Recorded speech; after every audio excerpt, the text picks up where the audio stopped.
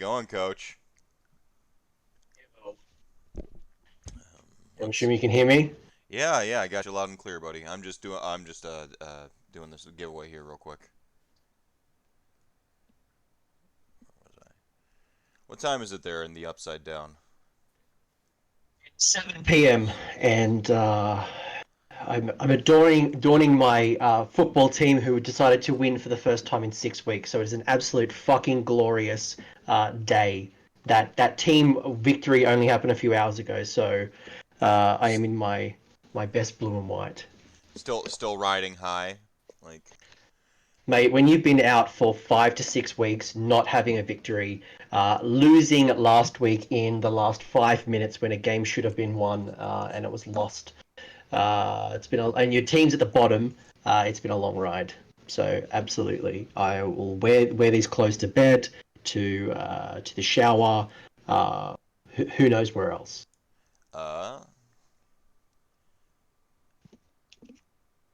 got Hey, our Heywoah. got our win here is Crazy Horse for the Night Vault. Um, Crazy Horse wins the Mr. Pulcastro. Whoa. Night Vault lot. So that's of course models, sweet card sleeves, dice, and so on. So uh, You might be able to 3D print some things too. there you go. All right.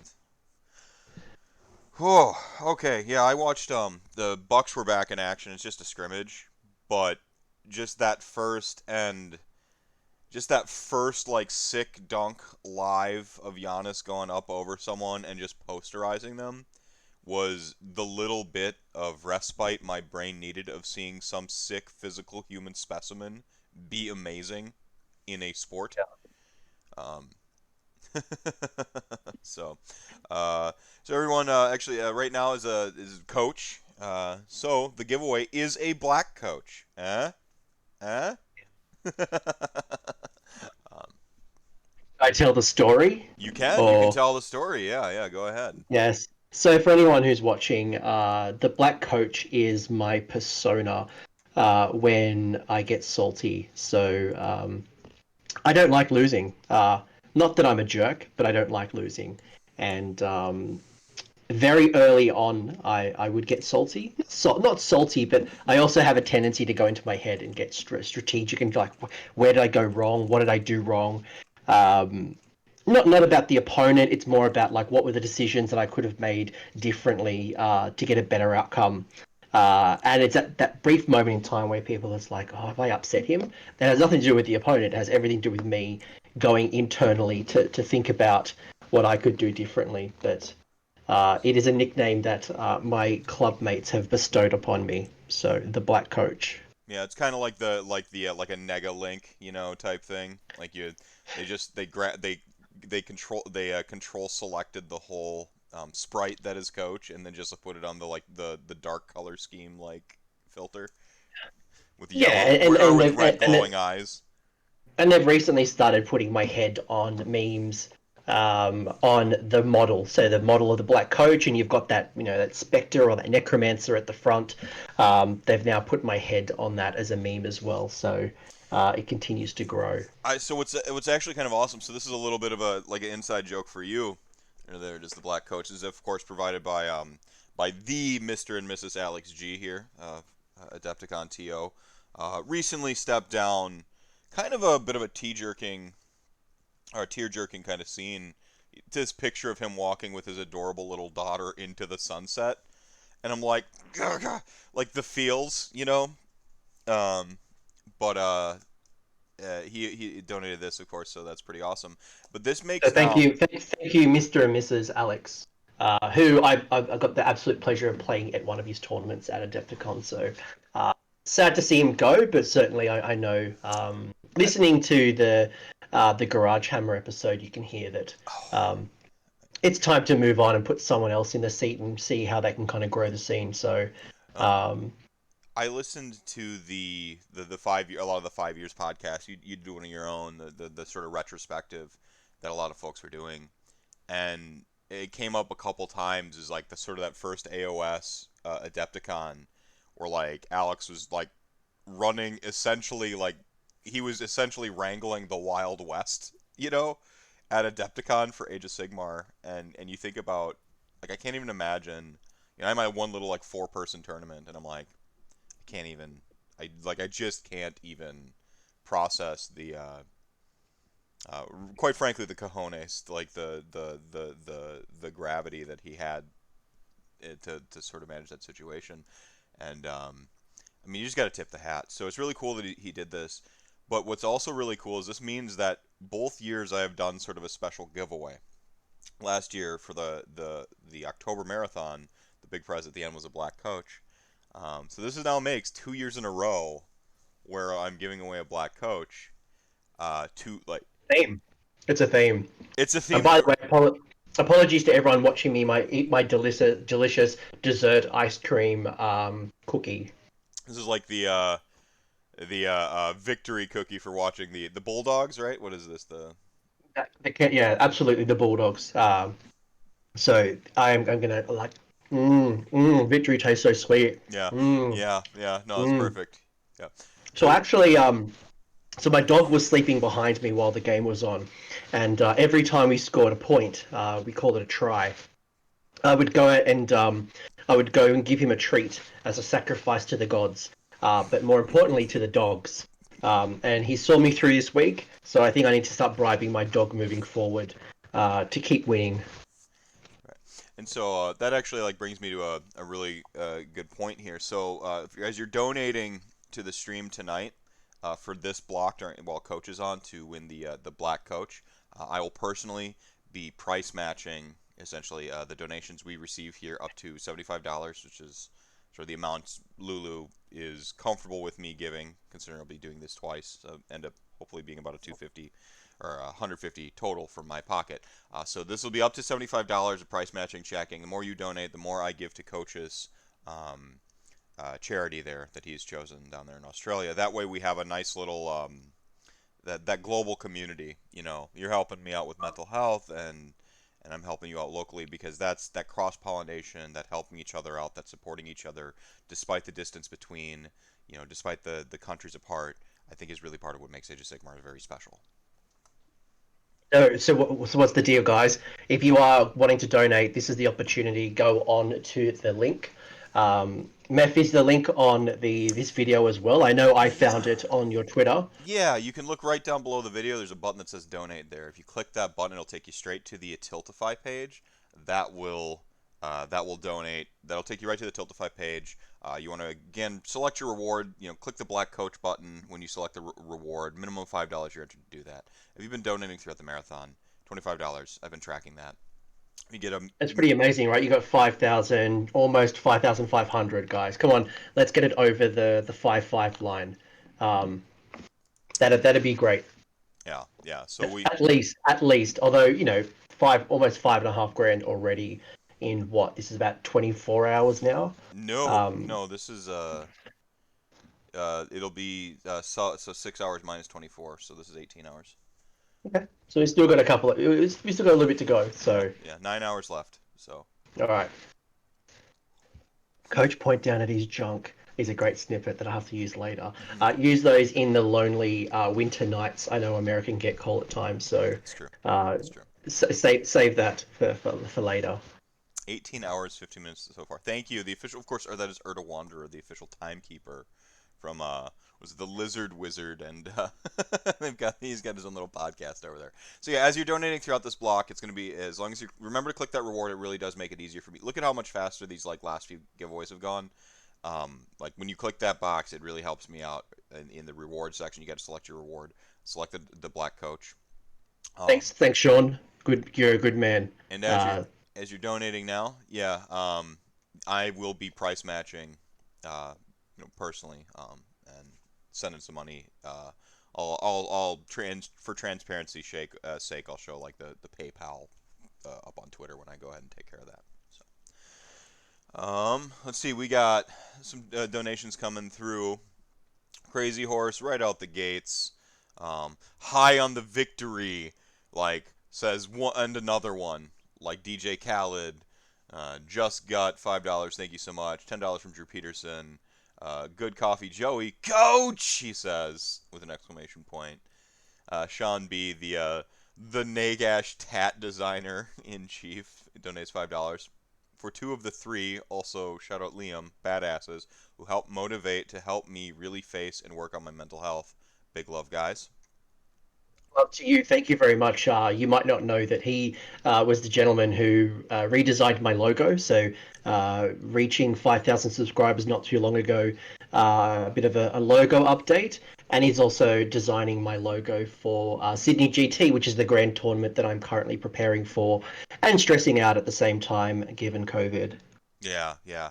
Well, Sean's one of those like I remember he did the Maw Crusher, like seeing that metal, the heavy metal, like Maw Crusher, and of course his like sort of theme army where he's like, what if bards were like really metal and sweet and orcs, and like what if they were brutal legend? It was really cool, but like to find out that he's actually got like he's one of those like multi-talented like wealth of talent individuals to that I totally don't hate because I only have one talent, which is yelling into a microphone. I guess I have two, and staying up really late, which is serving me well here. So, Sean, you're one of the best among us, man. Like really awesome that you've been helping me out through this, and I partially blame you for this success because if you don't make that how much for a tattoo post and I grossly underestimate it, who knows where we are. Like that was a movement in and of itself. To was it Stu R that came up with another donation as well? So cheers, mate. Yeah. Greatly appreciated. And then Vanilla Sauce says, how is it not a hero? The black coach. So Yeah, that is bizarre, and same as how did Morghast get cheaper in OBR but not in Legions? Like, what's up, G Dubs? interesting. Like this is not me shaming OBR, but it's just how do you change the points for the same War Scroll essentially and not give Legions some love? Like they need some goddamn love. Like these poor bastards have been completely forgotten about. At least throw them a bone and give them the same Morghast changes, right? I see. It's weird. Spongy Paint showing back up with $5. Got to get on in a donation in for the two best coaches in AOS. Well, one of them anyway. He's got the name in his title. Thanks, Spongy Paints. Thank you so much. Yeah, it's weird. Hopefully, I'll see you soon. Hopefully, I'll see you in. Are you coming to Brishammer? I'll see you hopefully then. Oh, there you go. I think easy retiring legions, like, and give them a separate book for their sub factions. Well, I I, think I was really disappointed they didn't get any updated sub allegiances, to be honest. I thought if anyone deserved that extra space in the General's Handbook, now that everyone's mostly got an updated battle tome, it was Legions. Maybe not Soul Blight. I would have liked to have seen at least Blood Knight, and Sacrament get some type of goddamn love. well, yeah, It's a travesty. you're kind of speaking my language here because like LON getting nerfed a year ago, unjustly, whilst Petrifex Elite got the exact nerf it deserved. Checking? Huh? Yeah. Okay. Um, Not responding because this will be our episode for 2 hours. Like um, it'll literally. fair enough. Fair enough. But like LON, it's like I feel like I have some. I think I've entered some sort of like fog regarding the army. It's very difficult to describe, but like I essentially uh LON got nerfed like last year, and I was just like, oh, gross. Broke my army. I wasn't even the greatest defender. And fast forward 1 year, and it's just like I almost just like the nerfs were so thorough a year ago that it just removed the army from like having hope for it. When they changed Nagash and Archon's war scrolls and never gave anything back to them in their own armies respectively, it's just like, well, okay then. So these you're just saying that you're just moving away from that book entirely now, and then you go and hit the ethereal Vlazda, who was kind of like one of those. This is that Vince Venturella argument where it's only like sort of buoying a kind of struggling army to that fat middle into that fat middle, and then you just like take that away from them too. Now the handy thing about LON is you can get ethereal, if you buy like a Neferata. So you can still get access to a way to give ethereal to a dragon, but Neferata is the most vulnerable she's ever been. She's just gonna get sniped so hard. Like, I did play against Neferata literally a month ago at a 1 day store tournament, and I was testing my techless build, which is essentially 4 rocket batteries. I wanted to see what I can do, and certainly Neferata was target number one. Um, yeah, it's a bit rough for legions. My heart does go out to those players. Um, I mean, they had the Grimghast nerfs. Then, like as you said, you got to if you're going to take something away, give something in return. I remember earlier on your stream you were talking about the pendulum of chaos, right? We go from demons to mortals, back to demons, and yes, the pendulum swings other ways as well with the different gods. Currently we're in a Zench meta, but Nurgle's had its time, Slanesh has had its time, but if we're gonna nerf an army, give something back. Because what I don't think anybody wants is people to shelf an army. We certainly want the meta to be fresh. We want people to be able to play different parts of their army and explore parts of the book, which is part of the reason why I'm really excited about seeing Petrifix Elite retire for a little bit. Not that I hate Petrifix Elite, but I just think things like Null Myriad, things like the Staliac Lords, things like Mortis Praetorian, we never really saw them. So what do those armies look like? So yeah, I'm excited to see what your OBR player is going to bring to the table. it's I've already seen some of Liam's lists. I know Liam's bringing catapults, and I think that's some things that people aren't preparing for. But what does it look like with more horses? And we saw that go really well at CanCon. Nagash and on all his horses. well, But the same is true with all armies. like, and I do think Nagash. So as I recall, the CanCon player was on Nagash and Horses, but it was still Petrifex. That It same was. list is going to be Staliarch Lords for the most Yes. part. Like, it's. I mean, Nagash plus a bunch of ponies, like maybe a vanity pick stalker, a block of stalkers because you can kind of reach for him now. And then like Nagash and Staliarch Lords because he does benefit from the run and charge and the ability to retreat and charge because that's a flying piece in an army that's really light on flying pieces. So there's that can accentuate a bonus. I think Null Myriad. Everyone's like super hyped. Like finally we're gonna see Null Myriad. Oh, No. no, no. Sorry. It's got the really cool artifact, the Mortalist Wounds sword, but when it gets right down to it, the armies that are like viewed as the spell armies, with the exception of what LRL may look like, we'll see. I remain skeptical on how much spell bombing we're going to see from LRL. Unless cities players go Hello Heart, because I think cities players are about to Living. get into a meta where they're not going to be able to cast their spells against certain armies. Croak's going to stop you, Teclis is going to stop you, obviously Khorne's going to stop you. So if you are building a magic heavy army, you've really got to only go Hello Heart.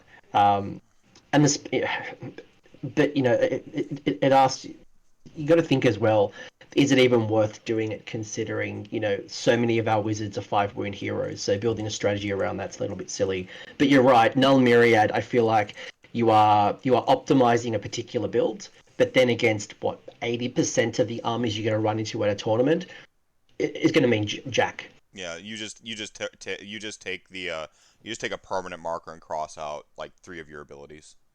They're like ooh. Um, and the yeah, I don't know. It sounds theoretically really awesome, but in the era of the spell doms tend to be saying no to you and enabling and giving gasoline, to themselves. Like if it was every unit in the army on a 4-up just negated a spell, now you're talking like insanity, right? Like So I played a they actually I set played they actually unbound a spell on just a 4-up, like just arbitrarily. I played a Hello Heart variety of that, right? So I wanted to test myself against there's a guy in my Discord, Dreamer, who's very, very good at his Seraphon.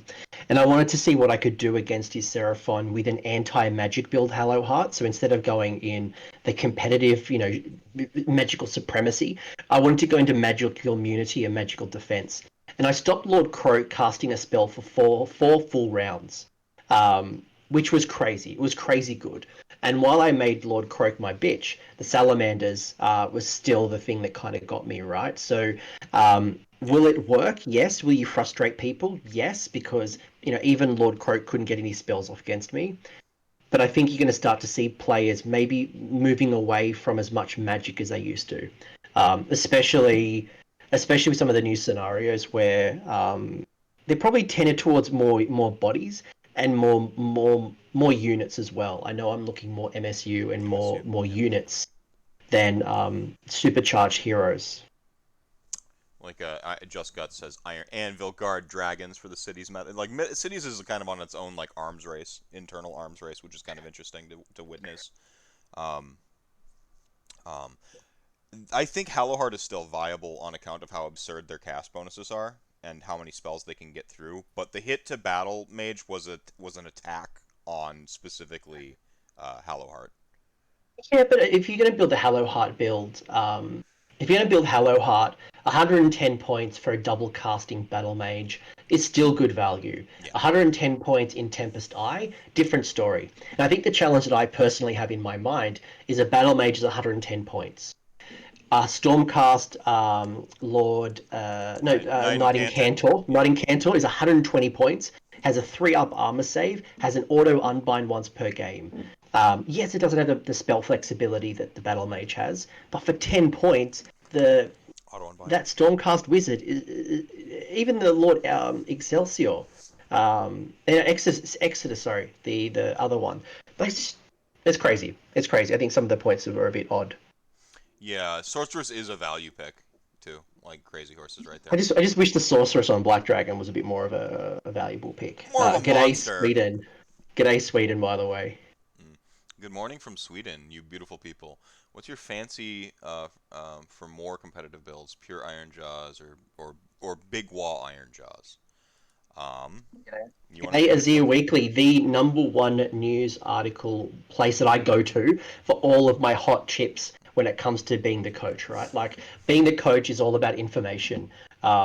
And I get all of my information from the Azir Weekly. So if you're not subscribed to that, go onto Facebook, go subscribe to the Azir Weekly because that is where all of the best tournament players are getting their knowledge. Yeah, Forget Goonhammer, forget the Honest Wargamer. It is Azir Weekly. that's right. That's where the hot tips are.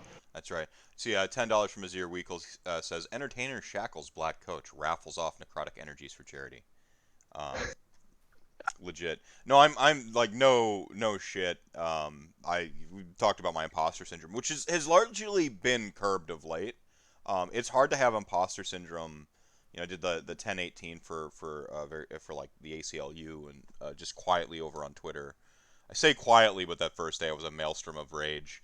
Um, and then to do this and like the stickers thing and like there's just like certain things that have happened. I'm like I can't actually think I'm a nobody anymore. So like but but the highlight of all of this, it's like the first time you go on Warhammer Weekly, um, and like I made an Azir headline, Azir Weekly headline, and I'm like, that's it.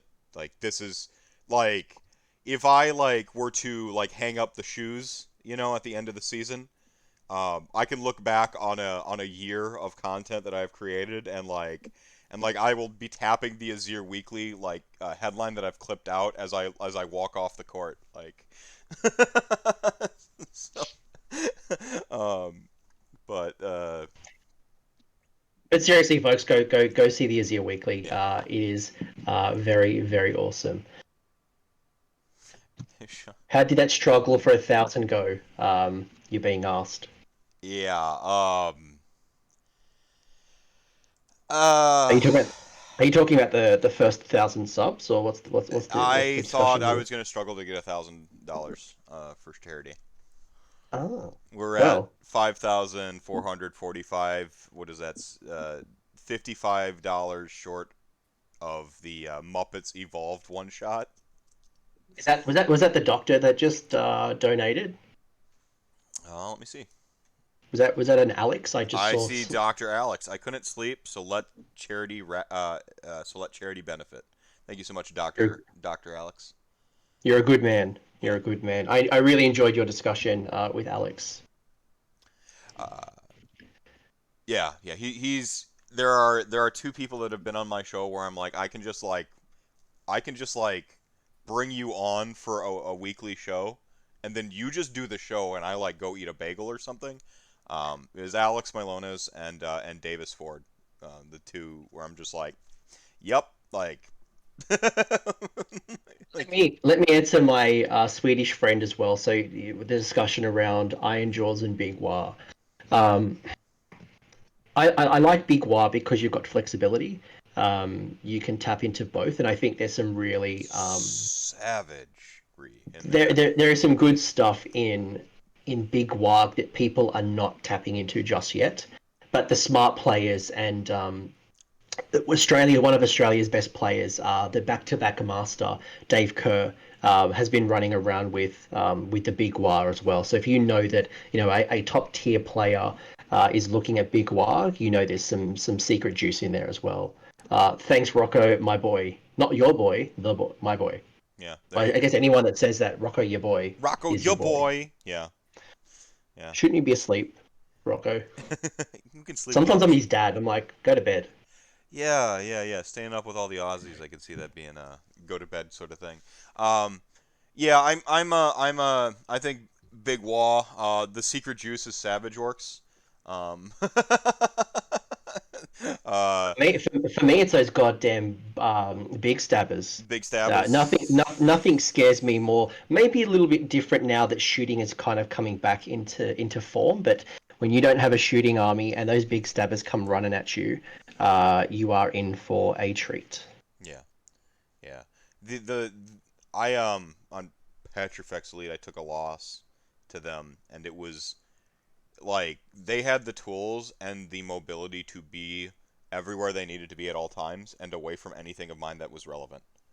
And it was just like I think that the thing is like talking to like orc players, and like I had sort of like a echo chamber of like two orc players I was talking to on this week's Rantcast, and I'm like I was about to go into my like if you don't charge like the cautious orc player is the scariest orc player because their army has alpha power. It's true alpha power, but you don't have to alpha strike. And the minute you start to unlock that section of your brain, like what happens if I don't alpha strike, and you start looking at other stuff, you start to become really terrifying with this army because it's got a lot of tools in it. And the light tap on like brutes versus ard boys was the correct tap. Ard boys are as efficient. They're like 1% less efficient than they were before, right? But they were still 150% efficiency. So like, okay. Well, more to be more accurate, it's more like they were 150% accuracy and they went or efficiency and they went down 10%. So like only 140 efficiency. And brutes are a little bit more in range of they were kind of a niche pick before, and now it's like no, you pick these if you know if you know what you want to do with this, if you got some buffs to roll on. So I think they're really Iron Jaws are in I say Iron Jaws, but I mean that book is it finds itself in an oddly healthy place between the Great Wall or the Big Wall and Iron Jaws. Which is helpful because they didn't get any massive swings. They didn't get any huge points increases or decreases. I would have loved to have seen Gordrak get a little bit of a points reduction. I still think Of Gordrak course, is a bit too expensive. of course. But overall, they didn't get a nerf. So And good time to be Orc. they were kind of flying under the radar a little bit sort of like the last 6 months, I think. Like I know that they were rolling out around like a 55% win rate. Um, in some of the like LLV stats there when we were kind of wrapping on this 53 to 55% win rate. And it's like you got to keep in mind that's being pulled down just a touch by orc players are orc players are orc players by the ones who really do just want to alpha you. And that's it, and that's their playbook. I'm like this army's got a lot of gas. And I feel like they were kind of flying a little under the radar considering that everyone knew they were at a 53%, 55% win rate. So Thanks, Ian. that's my hot take. Shout out to Just Play there. Yo, there it is. I think we hit my $75, so I'll be sending you $75, Coach, or rather sending it to the charity of your choosing. Sweet.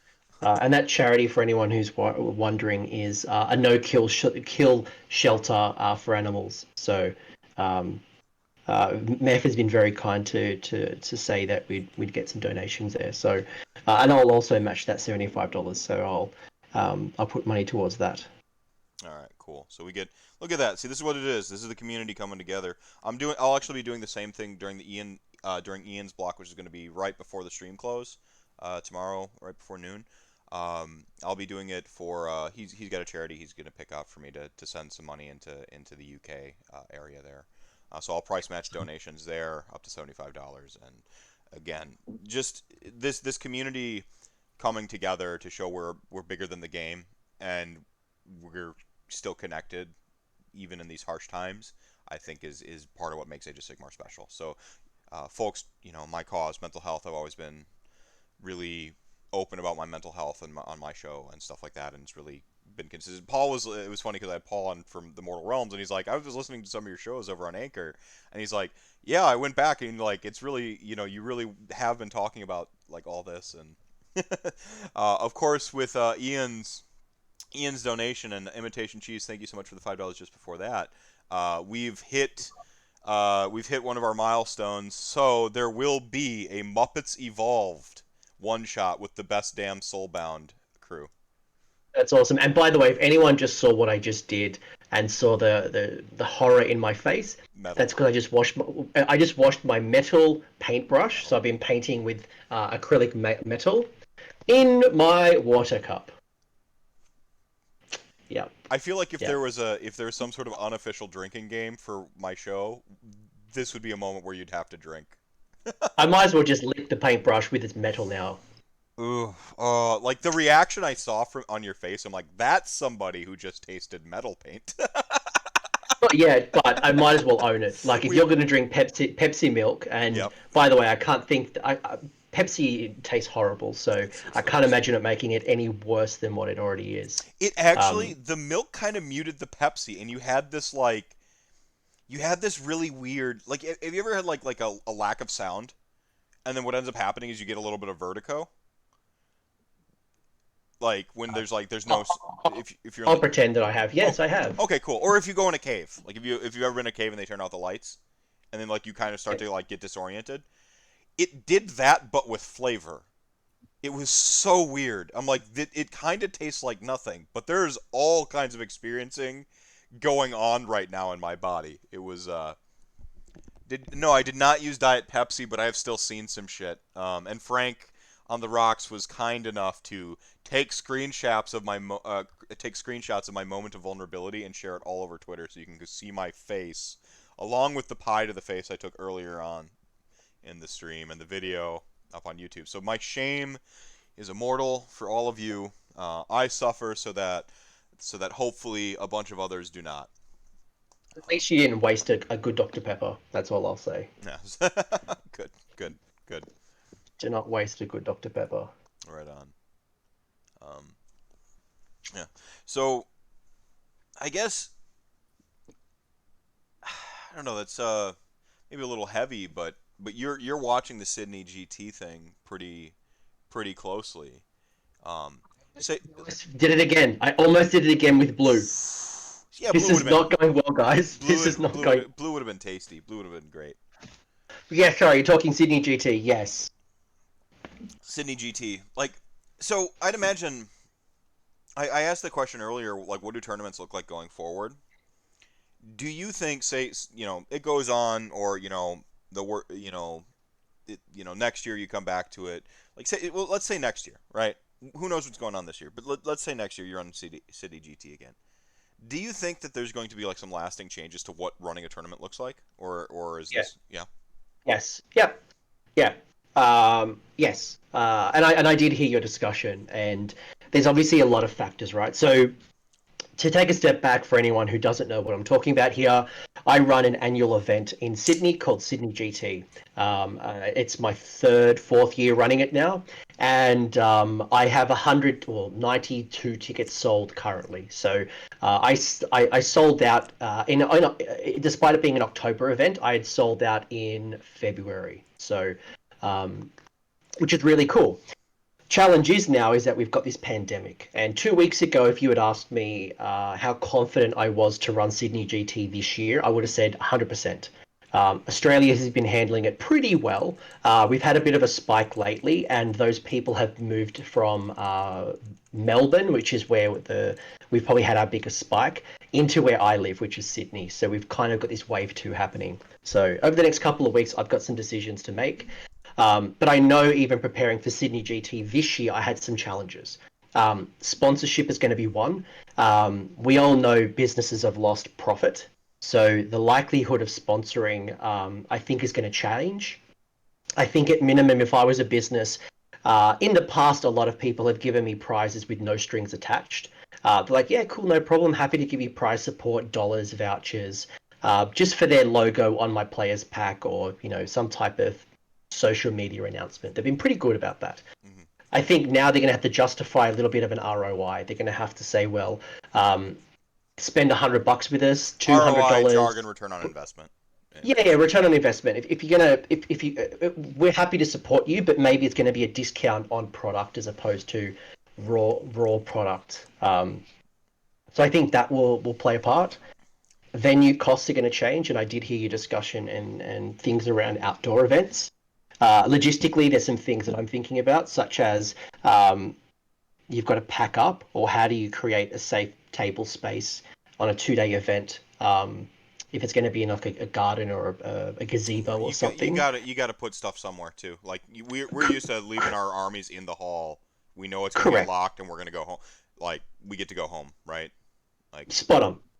And as a TO, I certainly don't want to be packing up and preparing every day. It's hard enough.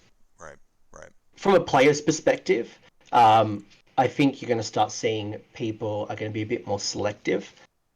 Um, I think I think they're going to ask more questions, or I think the quality of events are going to change as well, right? So no longer are you going to go to a tournament where you're asked to ask, and there's literally been events where I'll never forget it.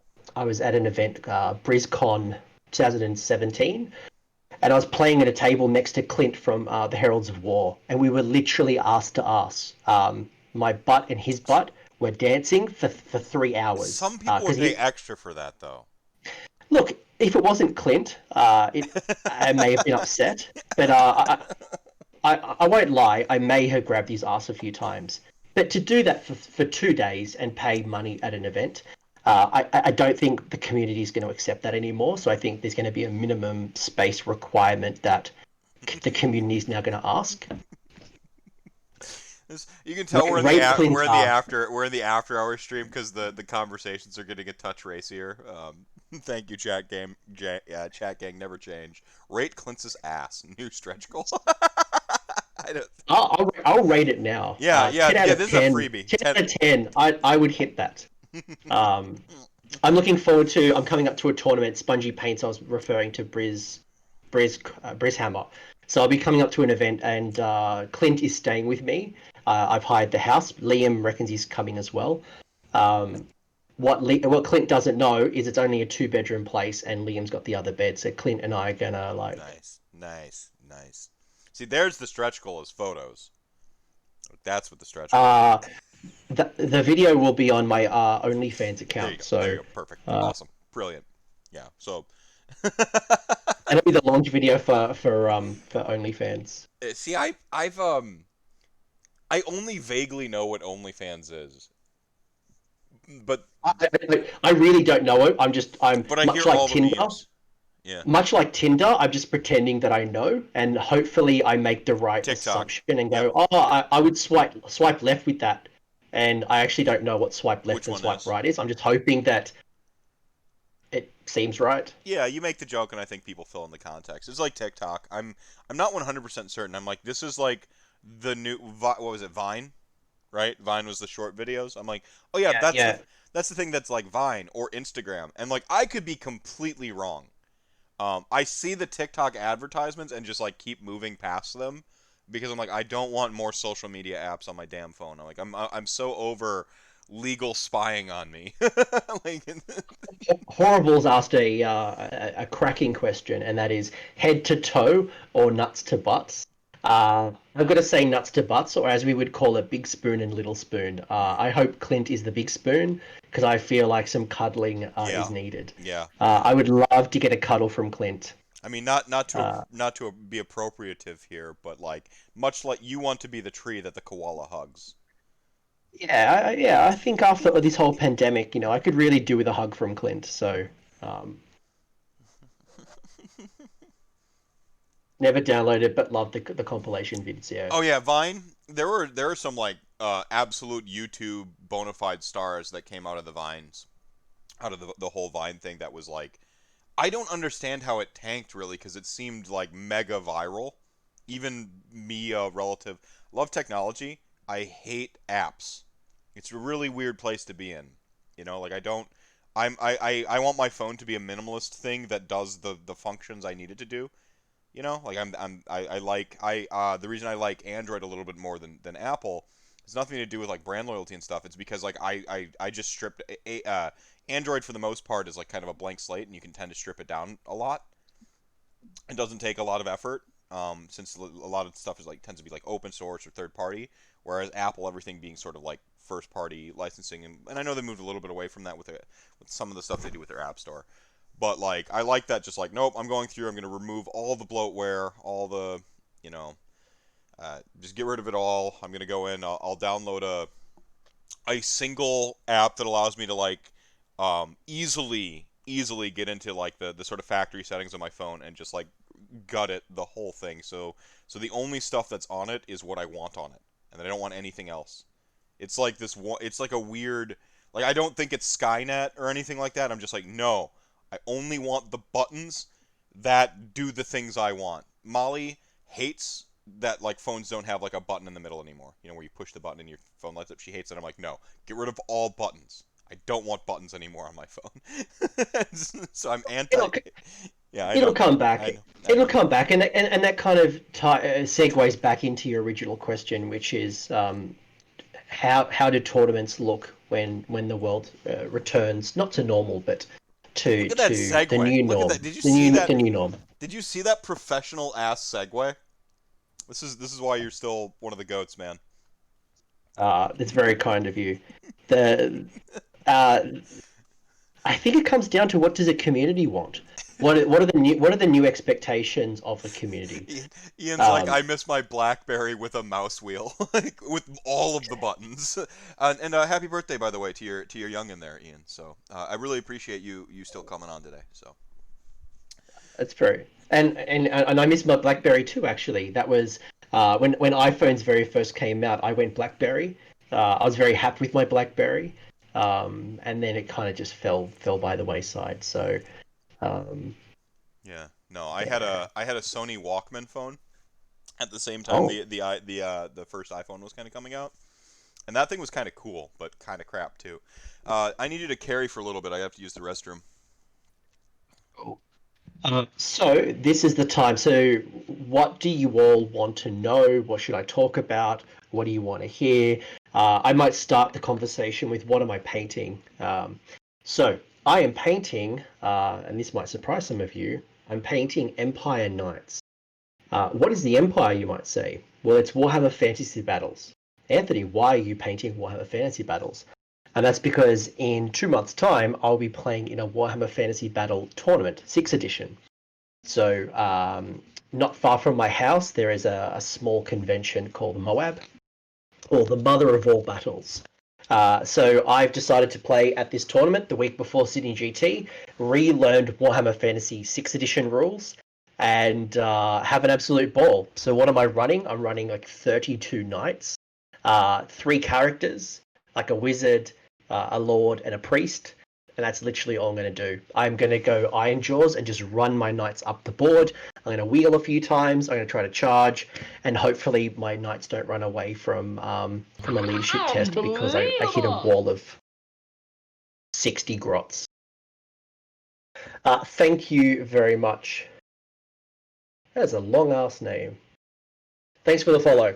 Although you're not really following me, you're following Meth, but I'm sure Meth would appreciate that follow. So while Meth takes a number 1 or a number 2, let's see how long it takes, because it might be a number 1 or a number 2. We don't know. Or maybe he's gone back to sleep. What do you guys want to talk about? What would you like to know? How do we take over this stream while he's not here? And if anyone's wondering, that's not my Nana blanket. That's my wife's Nana blanket. But it's damn comfy. It is winter in Australia right now, so it's a little bit cold. But yeah, so I'm working on a Warhammer Fantasy Battles army. I've never played. I've only really played on like 1 or 2 Warhammer Fantasy tournaments. So the fact there was one literally 10 minutes down the road was a very big draw card. However, in September, I do have I have Brishammer, which is a tournament that I'm going to for Age of Sigmar. Next weekend, I was actually meant to be attending an Adelaide-based tournament. So you guys may or may not know Dadhammer. Cinderfall Gaming runs every Facebook group ever created. He's running a 2-day tournament. Unfortunately, the borders are closed due to that spike, so I can't go to that particular tournament. But I will be running Cities of Sigmar, Tempest Eye, or Gargants, depending on if Gargants come out. 2 questions: favorite army, favorite non-Australian event, best makeup YouTuber. Oh fuck! And best how do we make Zangors great again? All right, geez. All right, we'll start off first. First question: favorite army. My favorite army depends on what you're talking about here. We're talking about playing, we're talking about hobbying, we're talking about the lore, we're talking about whatever. Like, there's so many facets about Age of Sigmar. From a playing point of view, I had a lot of fun with Gits. I played Gloomspite Gits for about 12 months exclusively. Had a lot of fun. Got to play with Squigs, got to play with Trolls, got to play with Grots, got to play with a whole bunch of models, and it was super fun.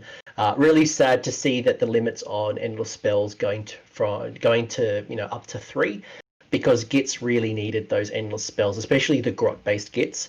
Really needed them. So let's see how they rebuild. But certainly, I had an absolute ball playing with Gits, because win, lose, or draw, just a whole bunch of fun. I highly recommend. And then I had a discussion with Agent Nagash talking about that. So go check that out. But Gits, an absolute ball. From a hobby perspective, I have like two whole IKEA display cabinets in 8 levels, all filled up with Cities of Sigmar. So the diversity and range and just the conversion opportunity is probably I've never seen before. And I think when you look at Cities of Sigmar, people are just converting. So they're probably some of my favorite armies. My favorite non-Australian event. So I've only had the pleasure of going to 2 events. Funnily enough, today in another world, I had just finished Midwest Meltdown. Oh no, I actually finished day 1 of Midwest Meltdown. So I was meant to be in America right now playing. Unfortunately, COVID, I can't leave my country. So I've only played at Adepticon, which was last year, and then I played at Blood and Glory in 2017, I think it was. I think it was 2017. So that was run by the Bad Dice. And so from a hobby perspective, I think there's a lot of cool events out there. South Coast GT, I would love to go to. There's just so many cool events, but certainly Adepticon was an absolute treat, because it's not just an event. Adepticon, for me, it was the whole kit and caboodle, right? We played games, but everyone stayed in the same hotel. So it meant that you could have dinner with people, have breakfast with people. We're having drinks. Meth and Heywoah said to me one night, "Hey, let's go out and get some beers and go get some dinner." And Strength Hammer Chuck Morse one night said, "Hey, let's go out and get some like hot dogs and things." So I think Paul from the Mortal Realm said to me one day, "Oh, let's go have breakfast somewhere." And it's just there's just like those type of like little things that you can't plan for. Really made it a special event. So I highly recommend something like I'll Adepticon. I'll actually be floor judging at Adepticon. I won't be playing in the I won't be playing in the GP itself or the GT. Sorry, magic language coming back in. So I won't be playing in that. But I will be present and uh, I will be abusing my power. And like if I don't like you or you don't bribe me to the level I find sufficient, I will certainly take away some tournament points. No, I'm kidding. Brendan Melnick will be running that. He wanted like floor judges, and he wanted to. From his, it sounds like he wants like a really sort of a cleaner professional like judges are present and they're not just this like negative thing where you just judge and like people no like this like really almost like sort of like community approach to it and I think it's really cool, which means I'll be taking out all of my aggressions on the side events, which is kind of like a nice place to live in at Adepticon because on the one hand during the tournament proper, all of the cool people you want to hang out with and would just be like eating delicious foods and stuff. They're all playing anyway, so you can't really like hang out with anyone. Um, but go ahead. Can I answer couple of quick questions in the chat? I feel like I should at least acknowledge them. Yeah, yeah, How would I make Zangors great again? I think they of might be on the course. cusp of getting great again. I think Zangor on foot, I think, might be the way forward. Especially again, we talk about some of the nerfs that have happened to Pink Horrors. You know, we've kind of seen the importance of bodies on the table. They've got high movement as well from their discs, so I think there might be something going in. Um, Best makeup YouTuber, I don't know. I haven't followed any, but I'm sure they're all great or they're all hot garbage. Um, No, there's when am I there's some there. Lulu watches some of those makeup YouTube stuff. They are wizards. Like you got a skill rocket, okay? And that's just marketing a good talent. So I don't know any of their names, but I don't know any of their names. I have watched some of them, especially as I was preparing for my channel. When am I unblocking Ian on Twitter? I've already unblocked you, Ian. I'm pretty sure you've still got me blocked. I took offense to a podcast that the Just Play guys put out about Clint, and I got very defensive about Clint, and I went, "That's it, final straw, mute. I don't want to hear anything else. You dissed my homeboy." But I have unmuted you, so, and I'm pretty sure I've got Richie open, and I'm pretty sure I've done you as well. So let's hang out. Let's be bros again. yeah, yeah. I don't know. Yeah, I don't know. The I took a long time to get into like the podcast aspect of this, and I just kind of like laid low and like paid attention to like stuff um to try to like gain somewhat of a perspective on things, and I learned that I don't really understand the machinations of things sort of across the community. The broadest observation I have is that I think UK, to tie this into the AOA question, I don't foresee the UK community using AOA at all. I can see US using it intermittently or interspersed because we're like, like we're American, fuck the rules. We'll throw T in the sea, like we don't care. It's anarchy here, kinda. And Australia, I can see actually sort of embracing it. But what's your read from a local perspective on the AOA thing? So I banned it. It's not happening at my event for the reasons that it's not ready. It needs to go back in the oven for match play. Yeah, Am I open to it? Absolutely. Um, do I want to be checking every single person's anvil of apotheosis? Because one of the things in Australia that most other tournament communities don't do is that our players are required to submit their list 2 weeks in advance. So the TO will read over every single list to make sure that it is ready for match play. I think And if you haven't filled out your battalion correctly, if there are artifacts you shouldn't be having, we can mitigate that before you rock up to the event. mhm. So the fact that then the additional layer, I have to look at every single Anvil's hero. And we've got these cooks stuffed at the moment with like Ethereal, for example. It's just a hard no until we Red get an herring, FAQ. We get an FAQ, or we get some type of War Scroll Builder.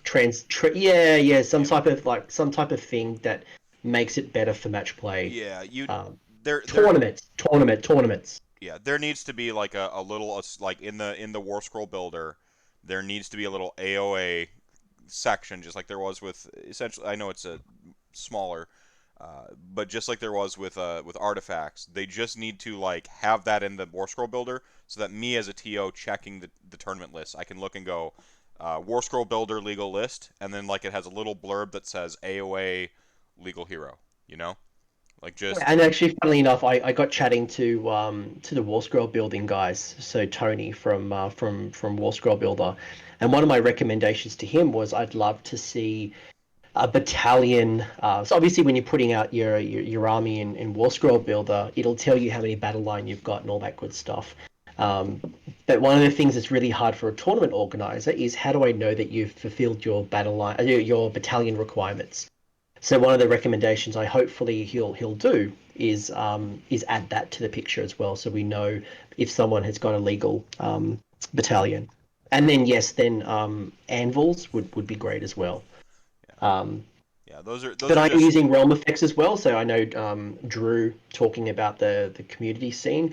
My event that I'm running is set in Gur, so I do have realm effects in there. But I think you've got to think about the experience of who you're drawing and what you're trying to achieve. I think Drew, real quick for my part, and this is weighing in as a trying to take my time to observe the communities because this is what fascinates me. I don't think the UK is more uptight because if you listen in or you look in or you listen to battle reports and coverage and stuff like that, they seem to have just a bitchin' ass time too.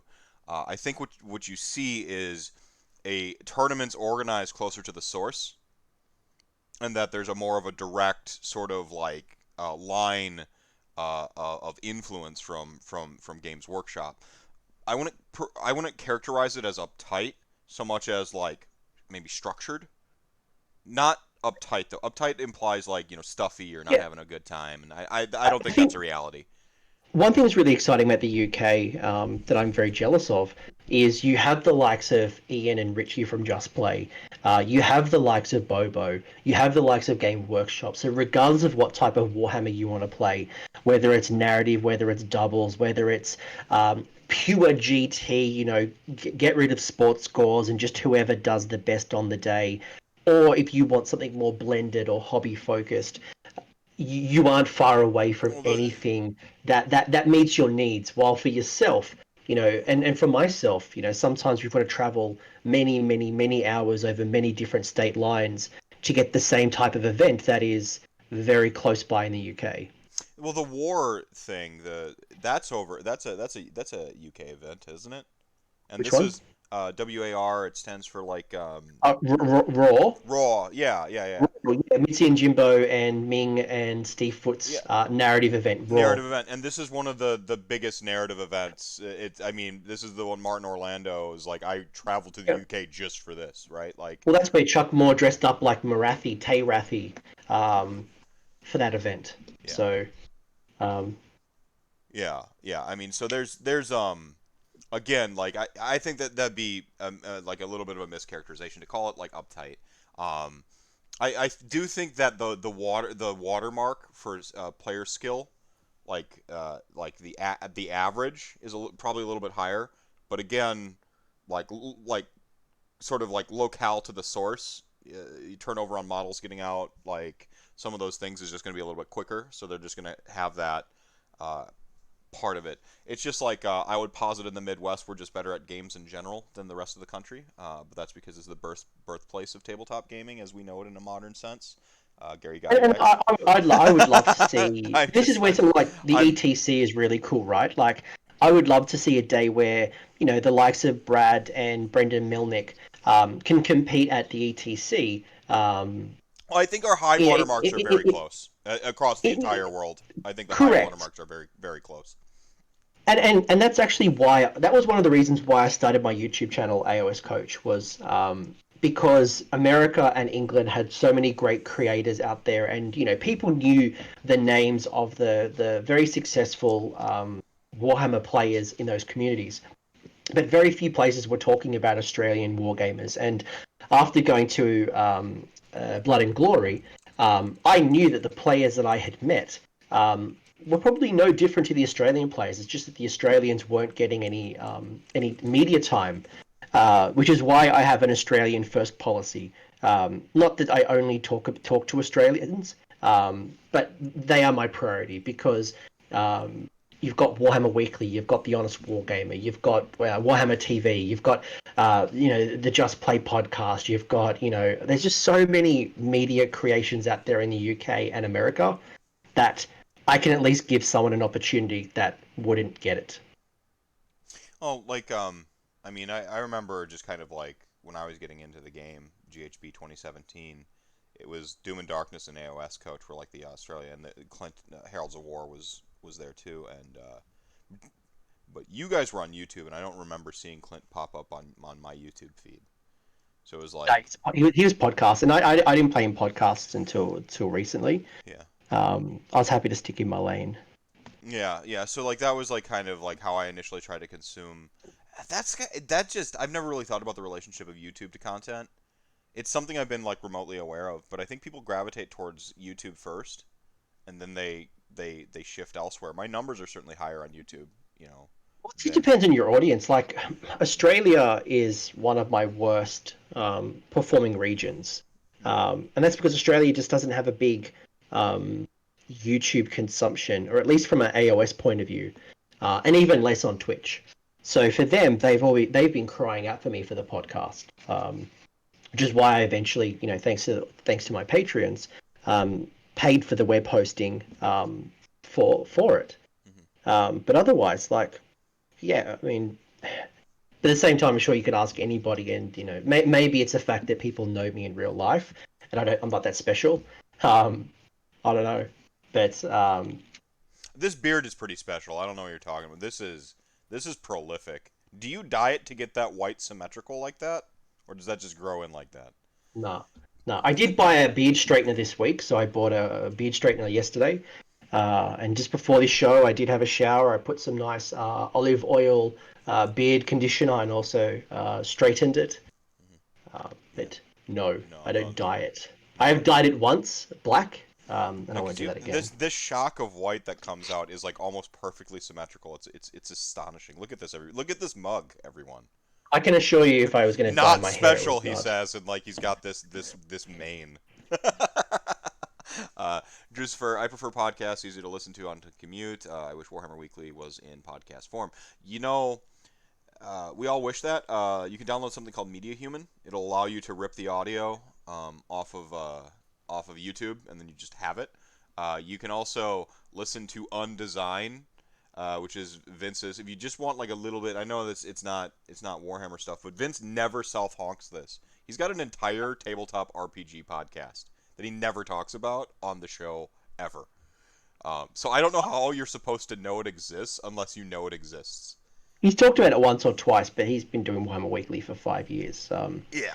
And he One never. other way I Yeah. one other way I do it is I'm a paid subscriber to YouTube, which removes a lot of the ad. It removes all the ads. It allows you to download offline. So my job requires me to fly around a fair bit, so it allows me to download videos offline, Hmm. which is awesome. But it also allows me to play, with like Twitch and YouTube. If you move away from the app, the audio will stop, and you've got to be in the app to play. Yep. Yep. This That's the word. this allows me to do it, so I can still be in the background listening to a YouTube like Warhammer Weekly, without actually being in the app. So I could be doing other things. Yeah. So for a few cents, it's worth checking that out too. Yeah. That's actually a pretty decent plug. Um. Uh. No. But I am closer to you, Drew, in that like I usually look for like podcasts are something I do predominantly at work. So it's got to be, um, it's got to be like able to download to my phone and be on it for me to listen to it. So I listen to a lot of podcasts. But I love Shanzor's characterization just a little bit earlier. Is like people go to YouTube to learn the game and get the basics down, and then they go to podcasts for the higher level information. I think that's 100% accurate. I mean that projection perhaps or confirmation bias because that is my exact journey. Uh, Trying to learn like Age of Sigmar, it was like YouTube videos, clicking through, trying to find the stuff, and then after that, it was like downloaded. I followed and I looked up in the podcast app I used early on was Castbox. looked up every podcast in Castbox. If it wasn't in Castbox, I downloaded Podbean, looked up all the rest, and just had my phone set to auto download everything. And for that first year, I listened to everything. Like I just absorbed. Um, I mean, uh, there's some podcasts I don't listen to anymore because like my playlist is so saturated these days. It's like it's crazy because I felt like at first I could never get enough Warhammer content, and now it's like I can never listen to all the Warhammer content. Um, And we're spoiled for choice now. Like how many people have come on the scene? It's been interesting to see when I very first started. You know, the face hammers, the bad dice, the healing hammers. There was only a selected group of Heralds of War was the only real Australian podcast at the time. Um, but since then, like every community's kind of exploded, and whether it's people streaming on Twitch, whether that's people having a podcast, or whether it's people setting up YouTube channels, people are now again completely spoiled for choice. Whether you want bat reps, whether you want discussions, whether you want your type of like side kind of conversations around the community, whether you want hobby, like it's just the things I would have killed for to have Duncan style tutorials when I very first started painting Warhammer. Um, like what a time to be in the hobby. yeah, Um, yeah, 100%, 100%. It also means that you never had like a lack for inspiration too, right? Like I see, just I got Sean here. I remember seeing that like going back to the mock Russia. You're just like, oh, like seeing something like that. Someone's like awesome project coming together makes me even whilst not playing Warhammer just like stay pumped for Warhammer. Like it, yeah, the socialization, like that inspiration back in the day used to come from White Dwarf. Um, slowly you had hobby blogs kind of start appearing, uh, but these types of things were really just reserved for events, and that's when you'd see some true masterpieces, but only at those types of events. Now you can get inspiration literally on the go. Google Images, Twitter, Instagram, YouTube, you name it. I'm building a display board at the moment cooler for than your Ken. cities one. No, huh? Cooler? Yeah, I think so. It's my Gargant one. So I came third in best coolest army last year for CanCon, and I want to do better than that. So I'm putting some effort into my display board for Gargants, even though I don't know what my army's going to look like. I don't know what base size the Gargants are going to be, but I'm building a Gargant display board currently. There you go. Um, but the reason I mention that is because for the last month I've been consuming nothing but videos about display boards. I've been looking at train railroad modelers. I've been looking at Gundam from Japan and all their Oh, types of nice. stuff. Yeah. I've been looking at people who have made display boards in the past. Um, there people who make like little houses for their Barbies and stuff. Like the ingenuity out there and just getting information to say this is a concept they're doing. How do I apply that in my world? And it's crazy to see what other communities are doing, and um, we as adjacent can steal those ideas. So, you mentioned display boards. The next milestone is at 6 grand. This was confirmed. Adam Trunzo will make a display board, and that will be added as a third grand prize pull during the finale. About a $300 should be around a $300 value. But the art he is capable of on display boards is top tier. I know Christian Ware needed a display board to travel back to CanCon that could fold up like a briefcase, and that was like the first time I saw an Adam Trunzo like a display board, and he essentially engineered this like collapsible display board. I'm just like, yeah, like mind blown. So yeah, Still missing the AOS OnlyFans it's true. content if It's I'm up for it. Look, if hard times happen to me, maybe it is the OnlyFans. I don't know. Look, my YouTube numbers it's say got to that be like only porn, right? 99.7 of my audience is male. So look, if I get those numbers up, and maybe there's a couple of females, maybe there's a market, but um, maybe I'm wrong. Maybe you guys want me to do like side boob and like I have been working out. I don't know. Maybe there's a marketplace for that. Yeah, OnlyFans. It's prawn only, right? Like this is something that the prawn users use, or is it like for every? I don't know. I don't want to know. I don't want to know. Don't. I think it is. I think you get a lot of look. Obviously, I'm conscious of what we can talk about on Twitch before Twitch bans you. But I do feel like it is a little bit more provocative. Yeah, So it's got to be.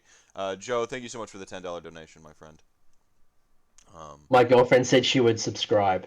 Hey Davis, um, awesome. Okay, I don't really know how to respond to that, but thank you for that. Uh,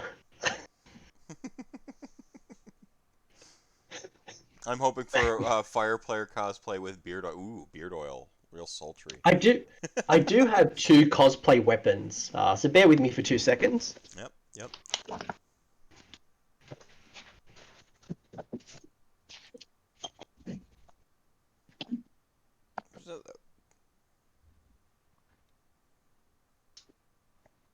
Still good.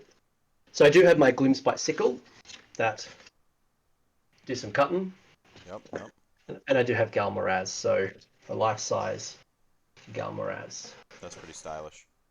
So And you essentially maybe I did those can. yourself, right? Yeah, no, I 3D printed both of those.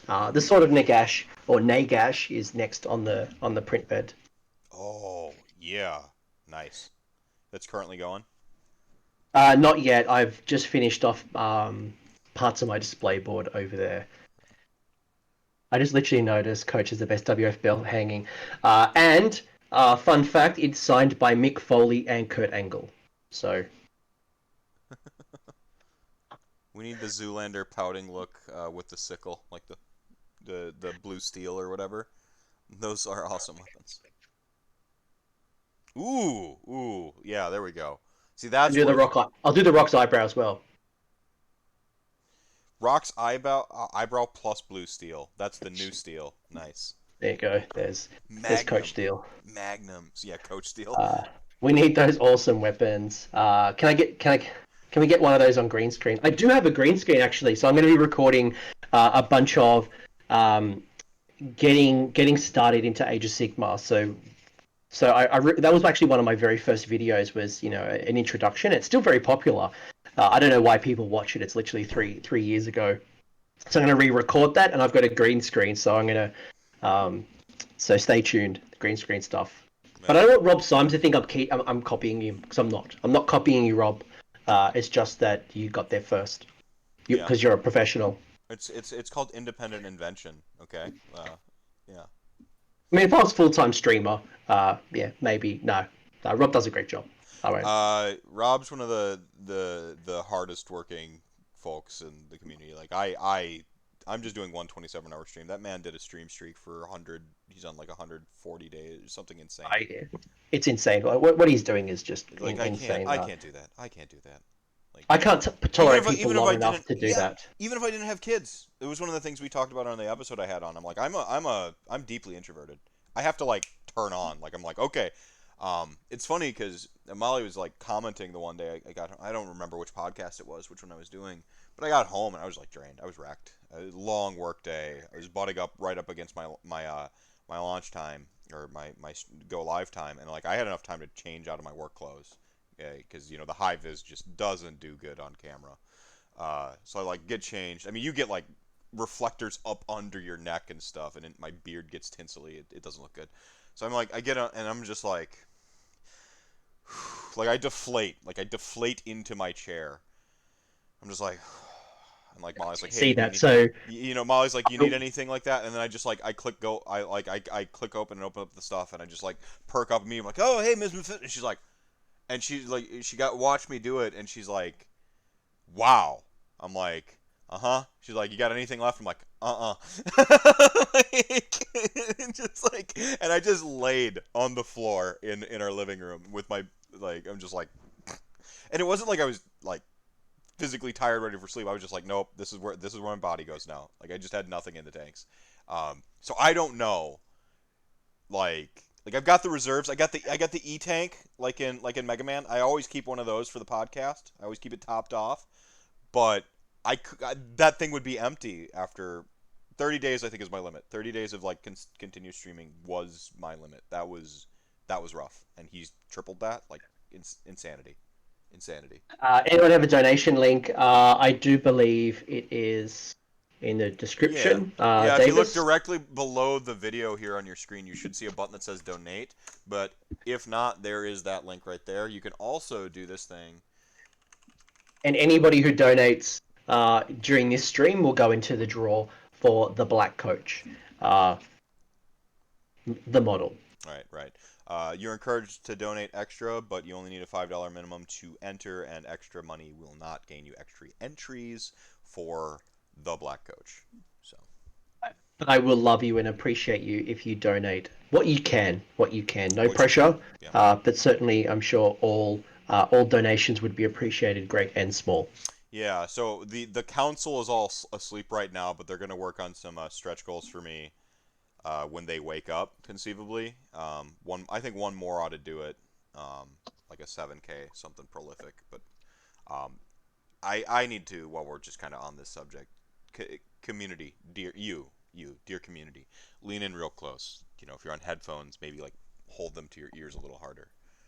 Thank you, sincerely. Like any expectation I had was just destroyed, blown out the water in the best possible way.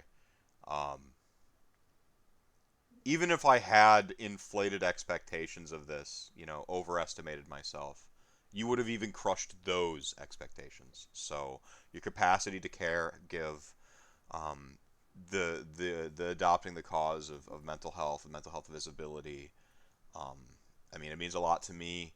I've had a bunch of guests on that have kind of shared some personal experiences and some personal takes, and this is a very real part of our reality. This is very poignant. It's sort of constant. We don't often talk about it, but it's there. Um, you know, it can be just general, basic mental health. You don't need diagnosis. You don't need to have a major crisis. Just not feeling well, not feeling healthy. To the bigger swings of PTSD, because I know we have a ton of veterans in our community.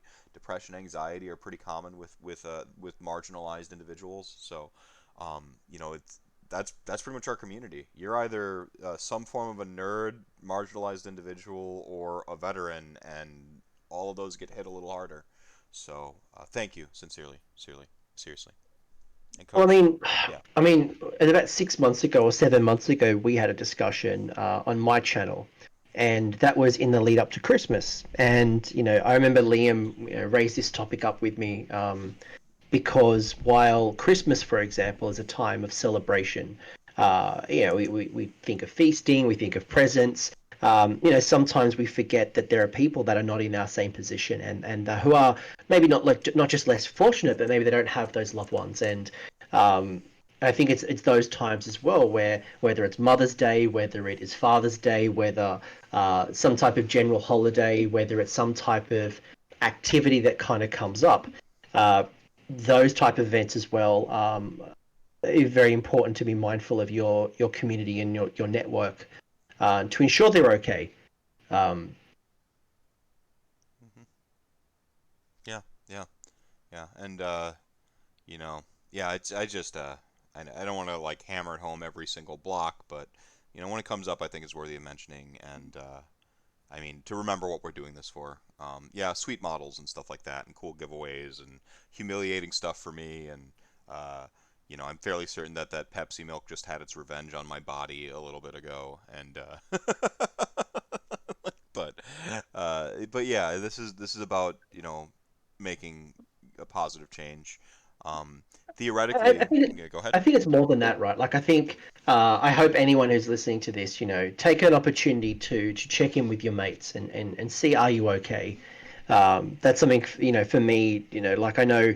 So I used to work at LinkedIn, for example, and late last week, LinkedIn announced about 1,000 job cuts. So checking in with people to make sure that they're okay. Thinking about people you maybe haven't spoken to for a while.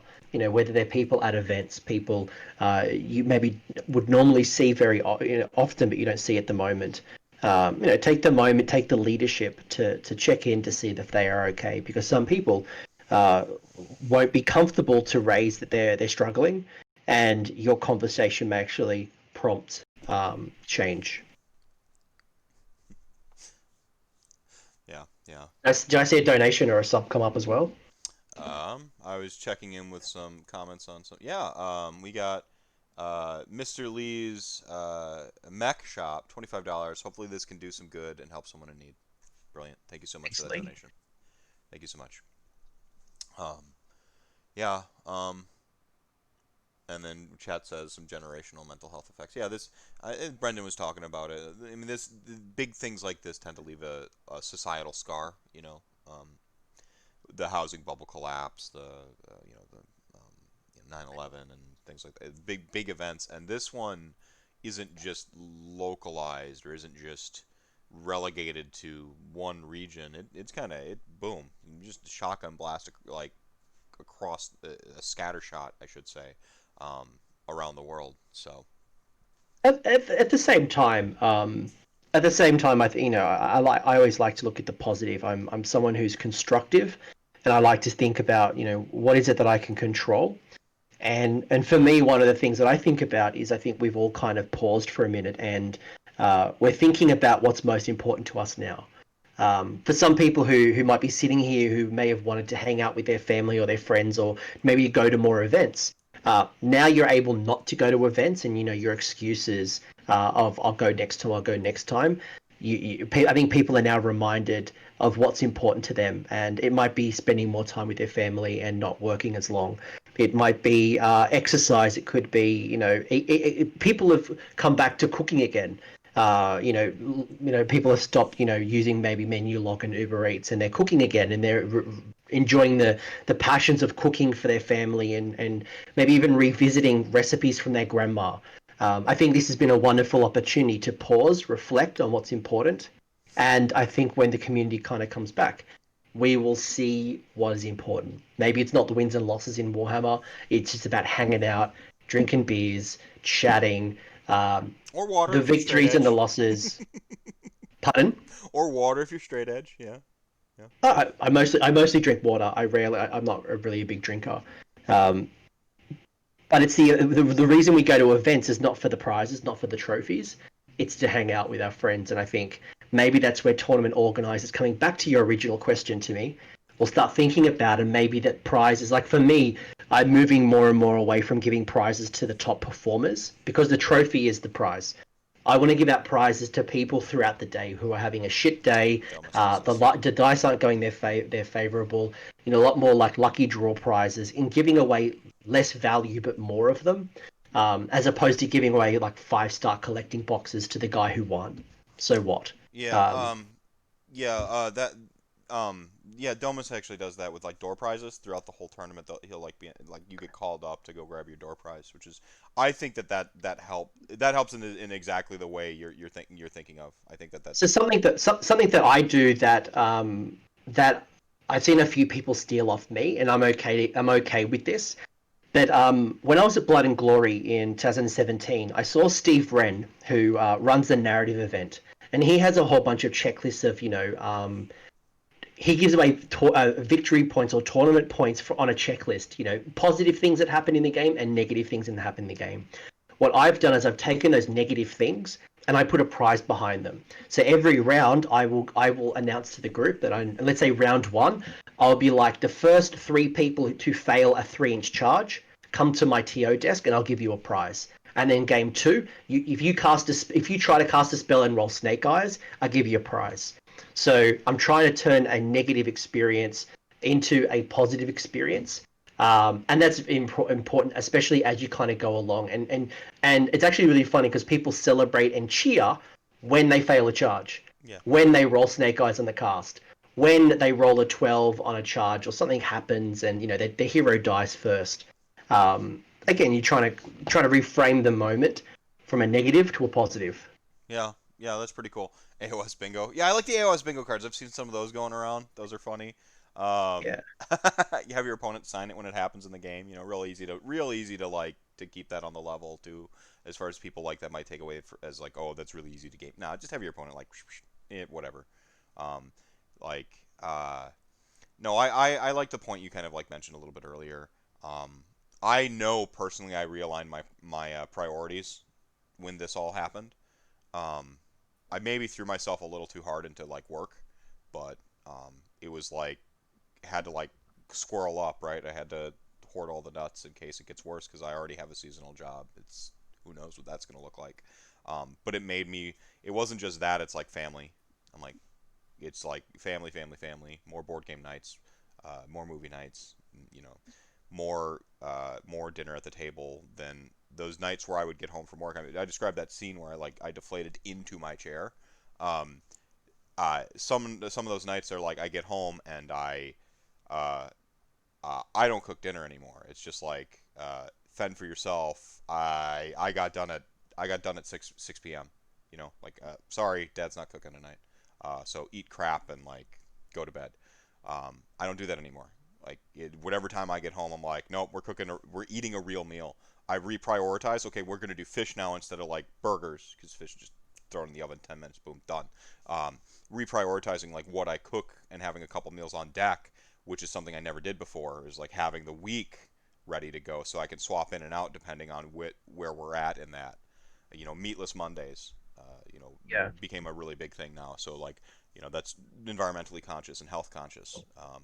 Like, so starting to get meatless Mondays going, and oh no, uh oh, and real quick before Chuck Moore ruins my morning with his fitness invasion. Speaking Hey, of, Rise and shine. I've It's got half party an hour. time. What the uh, hell's going on here? I have this notion that we're going to be so pumped just to throw dice again. We are going to realign our perhaps priorities, and maybe I'm being a little idealistic and fluffy and hopeful. But I have this notion that we might actually get back to the table because we spent a lot of time talking on the internet about Age of Sigmar without a whole lot of playing Age of Sigmar, and I think that often is a stomping ground for negativity until you realize that there are humans that you would play a game with. You would be just so grateful to not argue about whether Anvil of Apotheosis belongs in match play. You wouldn't even give a crap. You just want to play a game, you know. And you know you'd be like, you know what? Let's not argue about that right now. Let's just throw some dice, you know. Like, and I think Well, that that's gonna be. Go ahead. Chuck, I was just saying, while Chuck's here, I remember this morning I was actually planning my model for you. So funny you appear here. We did talk about that on my stream, and I actually have started looking at models, and I've got an idea. And I Nice. went to the gym a couple of hours before we started here, so don't make me do anything else. You don't do anything.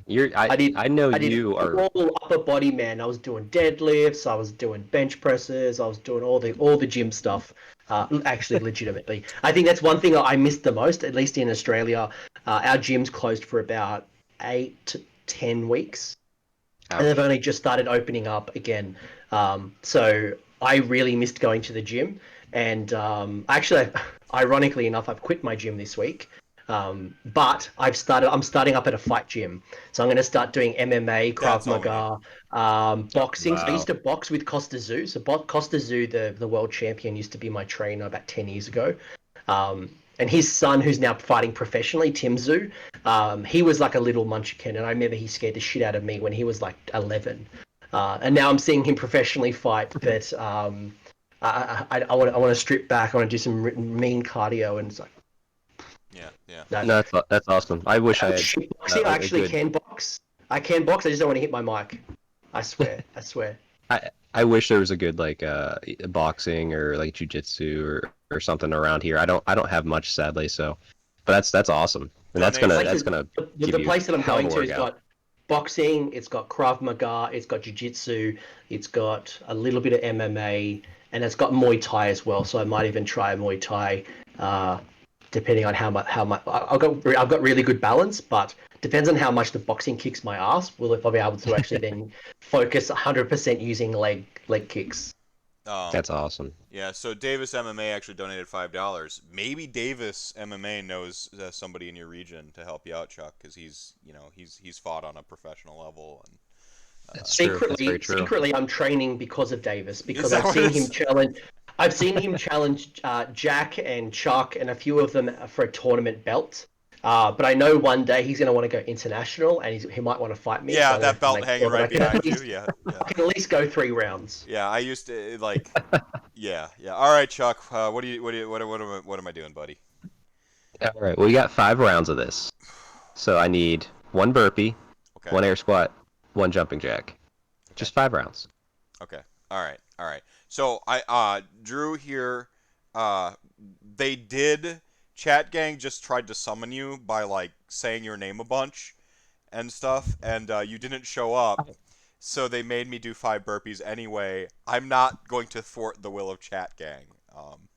I know. I saw a lot of messages when I woke up. It made me very proud of Chat Gang. Yeah, yeah, yeah. So you'll be happy to know. So And it's a burpee, air squat, a jumping jack. yep, just 5 rounds. Okay. If you're feeling good, do a 6th round, but we'll see. Five All at right. least. I'm gonna do this, and I'm gonna grab coffee, and y'all can like maybe chat for a little bit. We've still got half an hour left in the block, so.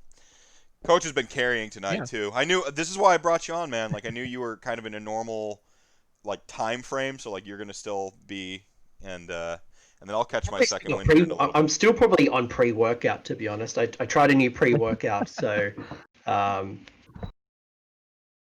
so I'm There you probably go. still on pre-workout. I got my coffee. I can't have coffee, man. It's 8:30 p.m. Oh yeah. I Especially can't if have you had coffee. pre-workout not long ago. What was it? Burpee, jumping, burpee, air squat, jumping jack. Air squat. Yep. So how you doing over there? How's I mean, seems like it's going okay with the gym situation at least. Yeah, I was saying earlier at the show, you were asleep. So we've been doing really well in Australia. However, in the last fortnight, we've had some recent spikes. So Victoria, which is one of our states, had some spikes, and I live in Sydney, so that's the border that kind of shares Melbourne or Victoria. Anyway, those people have been holidaying in Sydney because the spike happened during the school holidays. So now we're trying to handle our second wave. So the next week or two will ultimately determine if we are successful or not. So, uh, I think we're very much focused on like a suppression. So just reducing and tracking and making sure we know where these COVID cases are. We know we kind of have to live with it, but being able to kind of Getting my handle it and coffee. make sure that we don't overwhelm our hospitals, I think is kind of been the key. And it's worked so far for a long time. We just got to handle this next case. There you go. That's good to hear. Which is why I was able to almost run a 100-player event, which is now questioned. I'm just going to wait to make sure we try to handle this. Yeah, it's so I get to run my 6-player invitational, which is literally just people locally for this first one, just for fun. I was like, man, an 8 would be better, but then I would be 9, and it's just like my wife's here 10. It's like, no, let's just stick to 6-player. Yeah. keep it small, have some fun. But Heywoah, Soren, sup, brother? Burpees, yep. Risen, cool. And hey, Marek, good to see you, mate.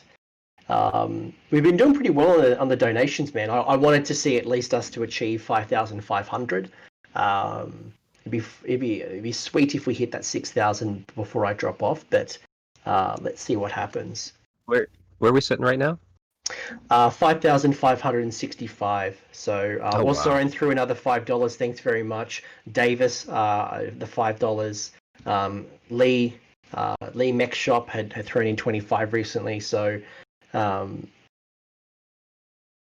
16-man tournament. Yeah, awesome. Good work. Good work, Nice. Drew. I just played 2 or 3 weeks ago at a 24-player one-day event. Man, it was different. Pushing models again. It was very cool. It was very cool. Yeah, I know. I'm grateful in the area I live in. We're pretty good. So we get to have some club days, and we're outside. It's Garden Hammer, but man, just playing. I remember my first time back. Like I just grabbed models, threw it in my bag, and I was sitting there at the table. And it was against my friend and buddy Matt. He started moving, and he had Godrek, and he threw it forward. I'm just like, Yeah, I'm not even afraid. I'm just enjoying seeing models coming at me. And Just the that feeling of getting to play.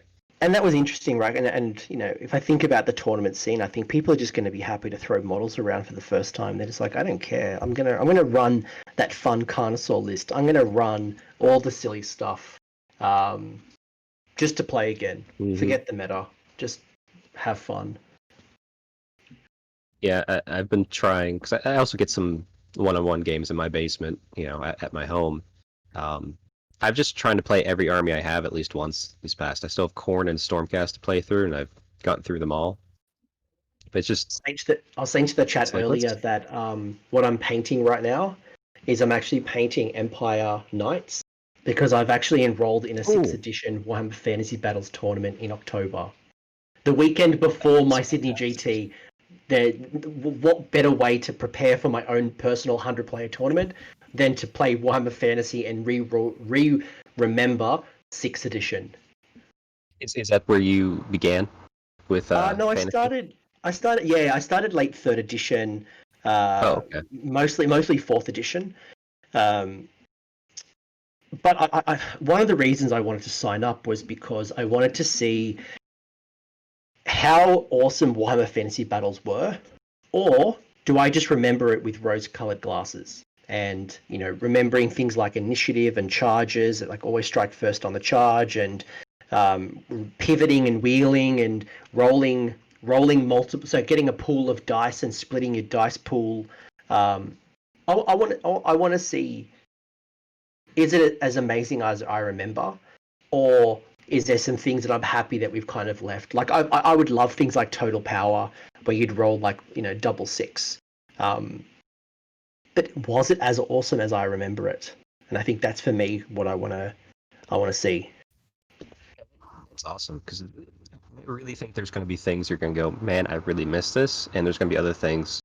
I think specifically in the movement, we're going to be like, I'm glad we're not doing this. But I do Wheeling, kind of miss like the wheeling. wheeling. Yeah, wheeling. Is this within that 45-degree angle? I do miss things like the old Magic phase, like that giant pool dice. But I was also I was high elf player, so like Yeah, Magic in combat always strikes first. Like I was always kind of up on top of that. So because elves had a high initiative, so you'd always strike first. But then at the same time, for me to handle a spell, in a techless world, I'd be able to add an extra dice to try to get through the magical supremacy of the high elves. So um, yeah, terror and yeah, fear were a pain. I remember, yeah, absolutely. yeah, Grots being scared of elves. yeah. I remember. So what I'm building is literally an army of knights. So I've got like 30. So it's only a 1,500 point list that I have to. And no lords. It only can be heroes.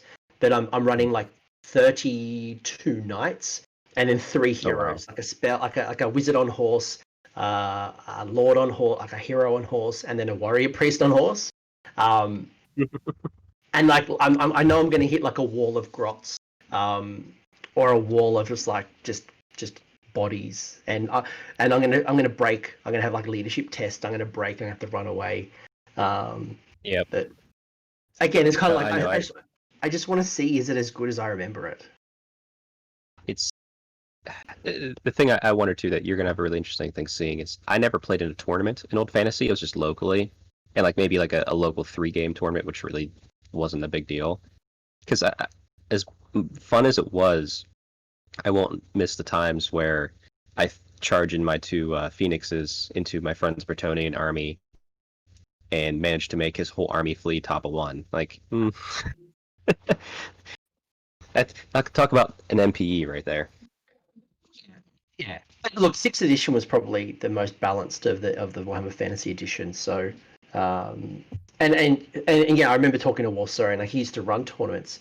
I like you only had played like one or two small one-day tournaments. I never actually played in a proper tournament, so I'm actually really curious to see how it goes. And I think people who play at different events and play at different games, can learn from those experiences. Whether it's Magic the Gathering, whether it's 40K, whether it's bolt action. I think there's things we can all learn from each other in the different communities to get better. Oh, yeah. well, I mean, you know me. I like crossing it to see how different competitions, different things you can do. I know my next competition actually is a CrossFit competition at my local CrossFit box the end of August. So there's part of me that's like, will always kind of be thinking like, all right, well, what's going on here that would work in Age of Sigmar tournaments? Like, what kind of thing here? Because like, it's the same thing. It's a community, it's a family, and you just enjoy seeing the people. Yeah, I think we can all learn from each other. It's the Pepsi milk. Yeah, the Pepsi milk. I watched him drink that Pepsi milk, and that was a poor life choice. That on his deathbed, when that happens, eventually, he'll remember that moment. He mixed Pepsi and water together, and realized that that was a poor life decision. And if he had time to go back, he would certainly not do that. But hey, at least he didn't waste a good Dr. Pepper. There you go. Very true. So Man. What else chat gang up to? I was going to ask No, what's Chat bad? Gang, is there anything... Chat Gang, I'm only here for another 18 more minutes before the next shift is over. So is there anything that you want to know from myself or Chuck? Any ideas, any thoughts, any experiences, anything you want to know? You have 18 more minutes with me before the next amazing guest pops up. I think it might be... I have to have a look at the schedule. I think is it Merrick Wolf? Yeah, it might be Merrick Wolf. I know the schedule changed a little bit.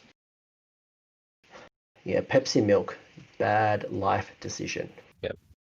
Merrick Wolf and Paul Conti are next, according to the schedule I have. So that'd be a good one. Radio Free Hammer Hall. How I bad am do I feel for Slaanesh players like you, War Soren?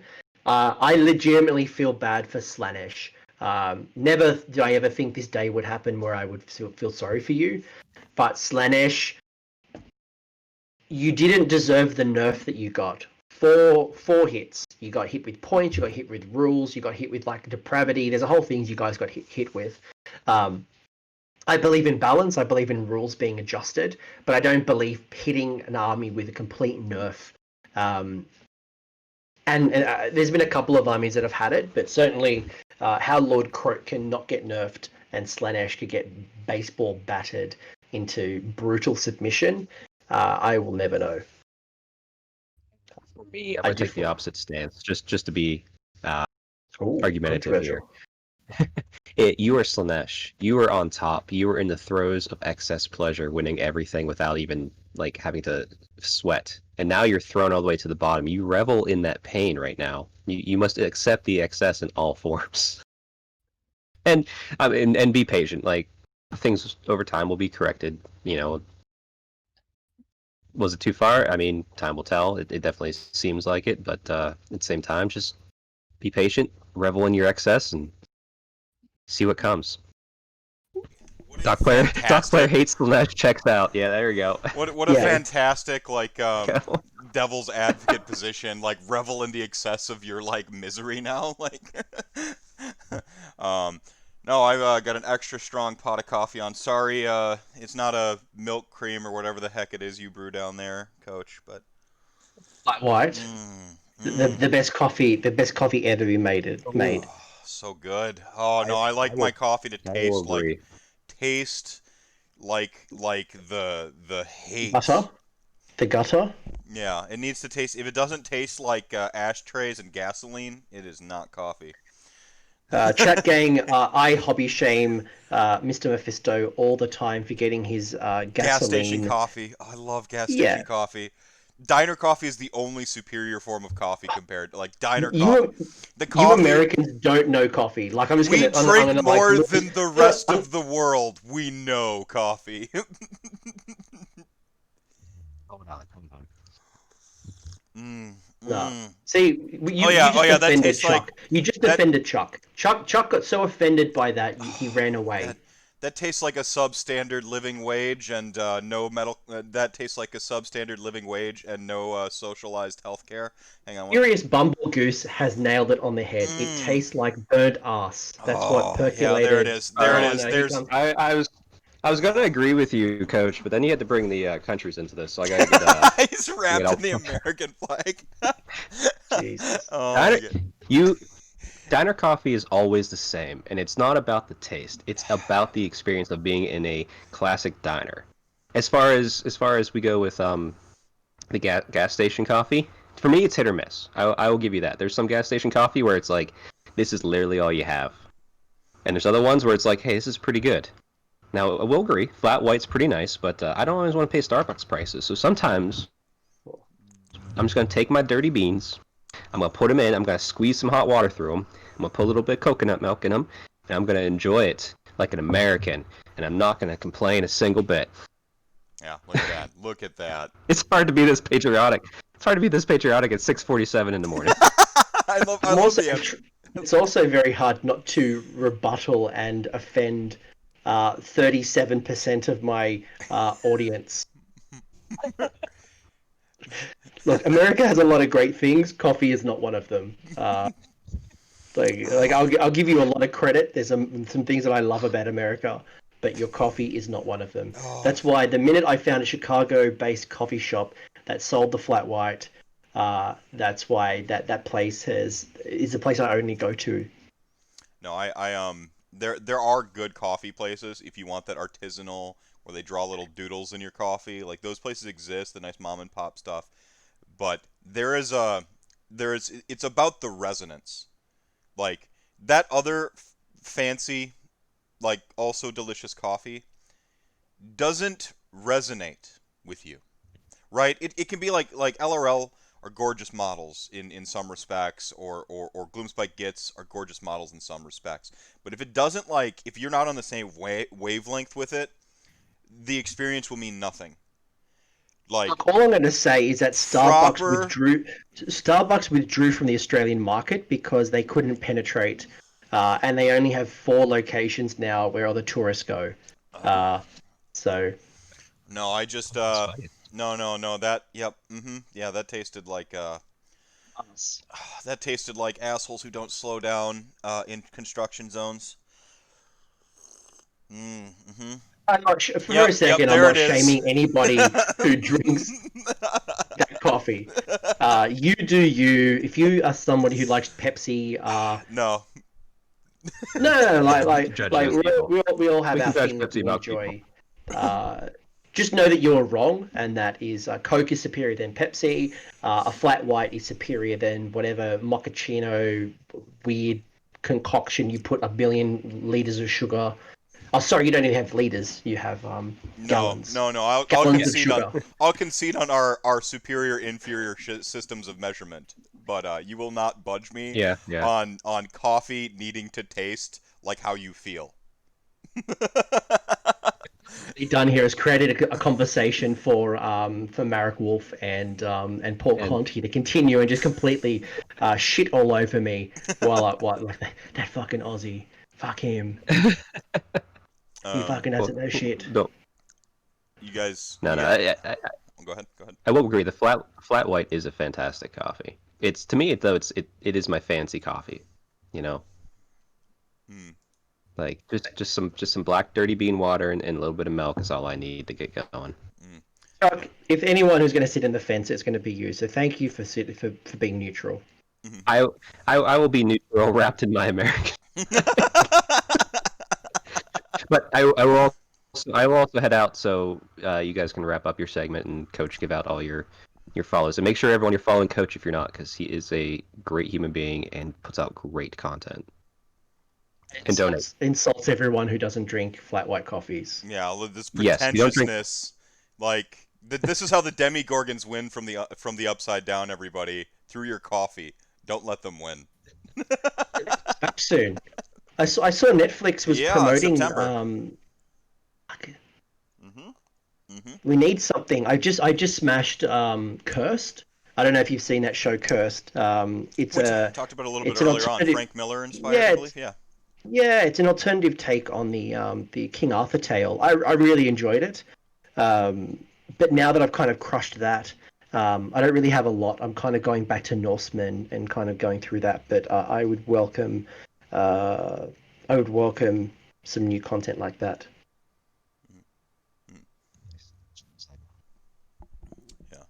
Yeah. No, Stranger Things is I know season two was a little weak for some folks, but season two was a fantastic bridge to season three, which played with a lot of the themes introduced into, and especially the characters and the character arcs. Uh, one of the characters regressed, but their regression was necessary for what later happened. I won't tell you which. Stranger Things is one of those things that just plugs directly into my cerebellum and only makes me feel like happy. I can't. I will not apologize or for it. I don't feel the need to defend it. I love it. I just like it's just something that makes me happy. And there's a beauty in like in something that just makes you happy and just allowing yourself to enjoy it. That's why We're not like going to spoil it. We're not going to spoil whatever. I'm not sure which part, Furious Bumble Goose, you don't want us to spoil. I'm only revisiting Norseman. I didn't like it the first time. I'm revisiting it. It's much funnier than I remember it. So maybe I'm in the right frame of mind because I've finished Vikings and I'm desperate for some more Viking-based shows. So maybe I'm a bit more open-minded than looking at this going, this isn't Vikings. Um, hmm, hmm. Is that the comedy one where it's like it's a yeah, trailer? yeah. It's a bit. It's It's a like bit. It's yeah. Go ahead. No, no, yeah, yeah. It's more comedic than Vikings.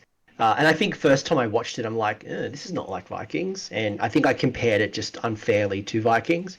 But now that I'm kind of watching it again with fresh eyes, it's actually quite interesting. It's quite. I think they've done the humor quite well. Okay. So, um, it's definitely worthwhile. Now that I finished Cursed and I didn't like Warrior Nun, Hmm. that was a bit weird for me. Hmm. No, I haven't really. I don't know. It's hard for me to like commit time to like binge watching TV shows even now. Um, but like I don't know. It's like if a show doesn't grab me, I won't commit to it. Where people are like oh you just gotta wait till like episode three. I'm like no, because Uh, I, there's another show out that, there where I don't have to wait until episode three, and I know it's a super. It's not a great take, but like The Order, I was trying to watch The Order, and I got like halfway through the first season. I'm like, this is numbingly boring. I'm like, I don't care if it gets good anymore. I'm done with it. I would rather find that other thing. And of course, to always be chasing the other thing is not good either, right? But go on, you got a take in there. I was just gonna say, I don't think it's fair to judge a show purely on one episode, so I will give it a couple. Um, but Yeah. Yeah, I started watching like the mutant show on Hulu or whatever it was, like Outcast or something like when I that. just started episode three, that's wonderful Yeah, hindsight. there. No, I love this. No, this is great. Uh, what makes me laugh about Norsemen is that I believe they're Swedish and they try to do a Norwegian accent, but end up sounding Welsh to a non-Scandinavian. That's so that information that you have just deposited on me is like I don't even know how to process it. It's brilliant. But I It's but I'll brilliant. take your word for it. So welcome back, Bumble Goose. Are you rested up? Most actors are Norwegian. Yeah, I have a real Viking fascination at the moment, and and spoiler alert, my Gargant display board is Viking inspired, and I'm painting my Gargants up to be charcoal black like the salamanders, and I want them to have like Viking tattoos and things. So, So um, So real quick, we got I'll give you a quick 5 minute warning. You have 5 minutes to donate your minimum of $5 that go towards winning the black coach for this block. And we already met the $75 goal with Ian and Rocco and some of those. So I'll be donating $75 out of my pocket um, to price match your generous contributions to a no-kill shelter in Australia to show that sort of yeah. interconnectivity of the community that I think is one of the special things about our community.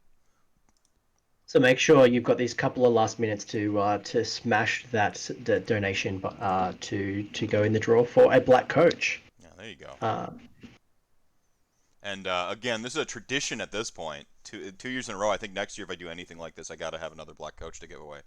Um, I think it's only fair. yeah, right. Death is best. Chat gang, is there anything you want to hear from me before we move on to your next guest, or are you kind of sick of me at this point? I AMA. imagine. Ask coach anything. Yeah, I'm down for an AMA right now. Unscripted AMA. Yeah, Ask me anything, yeah, and let's see what hot takes come out. yeah. Let's get some rapid fire questions in there, everybody. Um, I'm a bit worried about some people in the chat, like Warsorin, who knows me quite well, being such an integral part of my Discord. So he might throw. Can we hear more about the cause? Uh, you want me? Yeah. So this is Mental Health America. Mental Health America is a the cause is for I Don't Mind, which is Mental Health America's mental health awareness campaign. It's a mission to inspire open and honest conversations about mental health in new and creative ways. Um, the I Don't Mind itself is essentially this hashtag I Don't Mind, which you can see there and you can share. Uh, it stands for the start of a sentence that leads to a bigger discussion about mental health. Like I don't mind talking about my anxiety. I don't mind going to therapy. And I don't mind hearing about your day, right? Um, so what started out as essentially as like a one-off fundraising campaign got taken in by Mental Health America. Mental Health America is the nation's leading community-based nonprofit dedicated to promoting the overall mental health of everyone, with over 200 affiliates and associates in 42 states, 6,500 affiliate staff, and over 10,000 volunteers. MHA brings over 100 years of experience and knowledge to I Don't Mind. Um, Mental Health America's work is driven by commitment to promote mental health as a critical part of overall wellness, including preventative services for all, early identification and intervention for those at risk, and integrated care services. It also supports those who need it all, with recovery as the goal. So it's a great cause. It's if you look at all the charity watchdogs, they are one of the better, wider reaching communities here. Your money, if you donate through Tiltify, goes directly to mental health. It never touches my personal accounts, which is why we're doing it this way.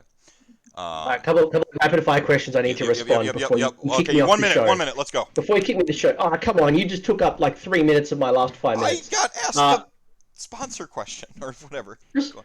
Respond in your own time. Yeah, yeah. So what is my middle name? My middle name is Robert, which means that my I guess if you shorten it, it's my Anthony Robert Macro makes me what is my mother's maiden name? I'm not going to say that. I think that's not fair on my mother. What are my favorite Empire Knightly Order, and why is it the White Wolves? It's not the White Wolves because they are the heretics of Sigmar. I am all about the Panther Knights, which is why I'm painting these guys like the Panther Knights. Who has the best logo, Coach or Mephisto? This is a loaded question No, you because don't, Sean. Yeah. Sean made my logo, and it's clearly superior. Though I do love Eric because Eric did do my original character, so both are wonderful. And Sean's Uh, doing my tattoo, so like, or not my tattoo, but he's got the inspiration drawn up. So not that he's doing it and physically drawing it on my arm, but And maybe the last question before I get booted is how would I fix the scrap launcher? I don't think it needs to be fixed because Doom and Darkness is going to be running the Junk Mob next weekend, and he's going to prove to everyone why Junk Mob can go 5-0, and it's the new net list when tournaments resume. So keep an eye out for those hot takes from Doom and Darkness because maybe the scrap launcher isn't hot garbage. there you go. Look at that. Look at that. All right. Um, 6 a.m., dude. I release you from your duty bind here.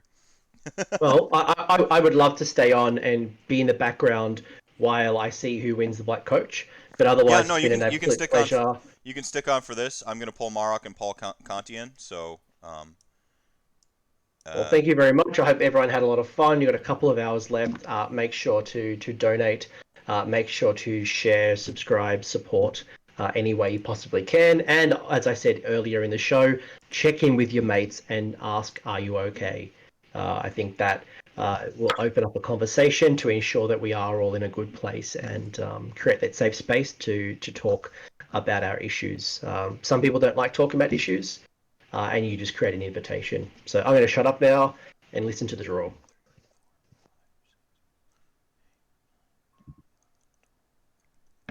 Maybe I should keep stalling. Do do do And- do do and do do. And if you want to go see some fun, go see Marek Wolf's YouTube channel and his very first videos where he had long hair and like a really little like a weenie goatee. It is so funny. He looks like such a child. It's kinda brutal. He looks like he looks like such a child. Go back. It's some absolute glorious videos on YouTube. I'm still just a little boy. Yeah, still So just look like a little boy. So so the winner here is, I believe it's Shadow Knight, or been donating under the name Piotr. So Warsoren also asked, what are my thoughts on the great battles between cats and dogs? Dogs are clearly superior. Anyone who's been in my Discord knows that dogs are superior. I'm sorry, cat people, that 110%. dogs are just the man's best friend for a Are you reason. trying to lose me all of my followers here, Coach? You're trying to sabotage me on someone else's time here? I'm literally about to lose all my subscribers. I'm sure the weird cat people that follow me are gonna drop Yeah, off now. yeah, Sorry, yeah. Warsoren. Who will lose more subscribers, me or Coach? Like, place your bets now.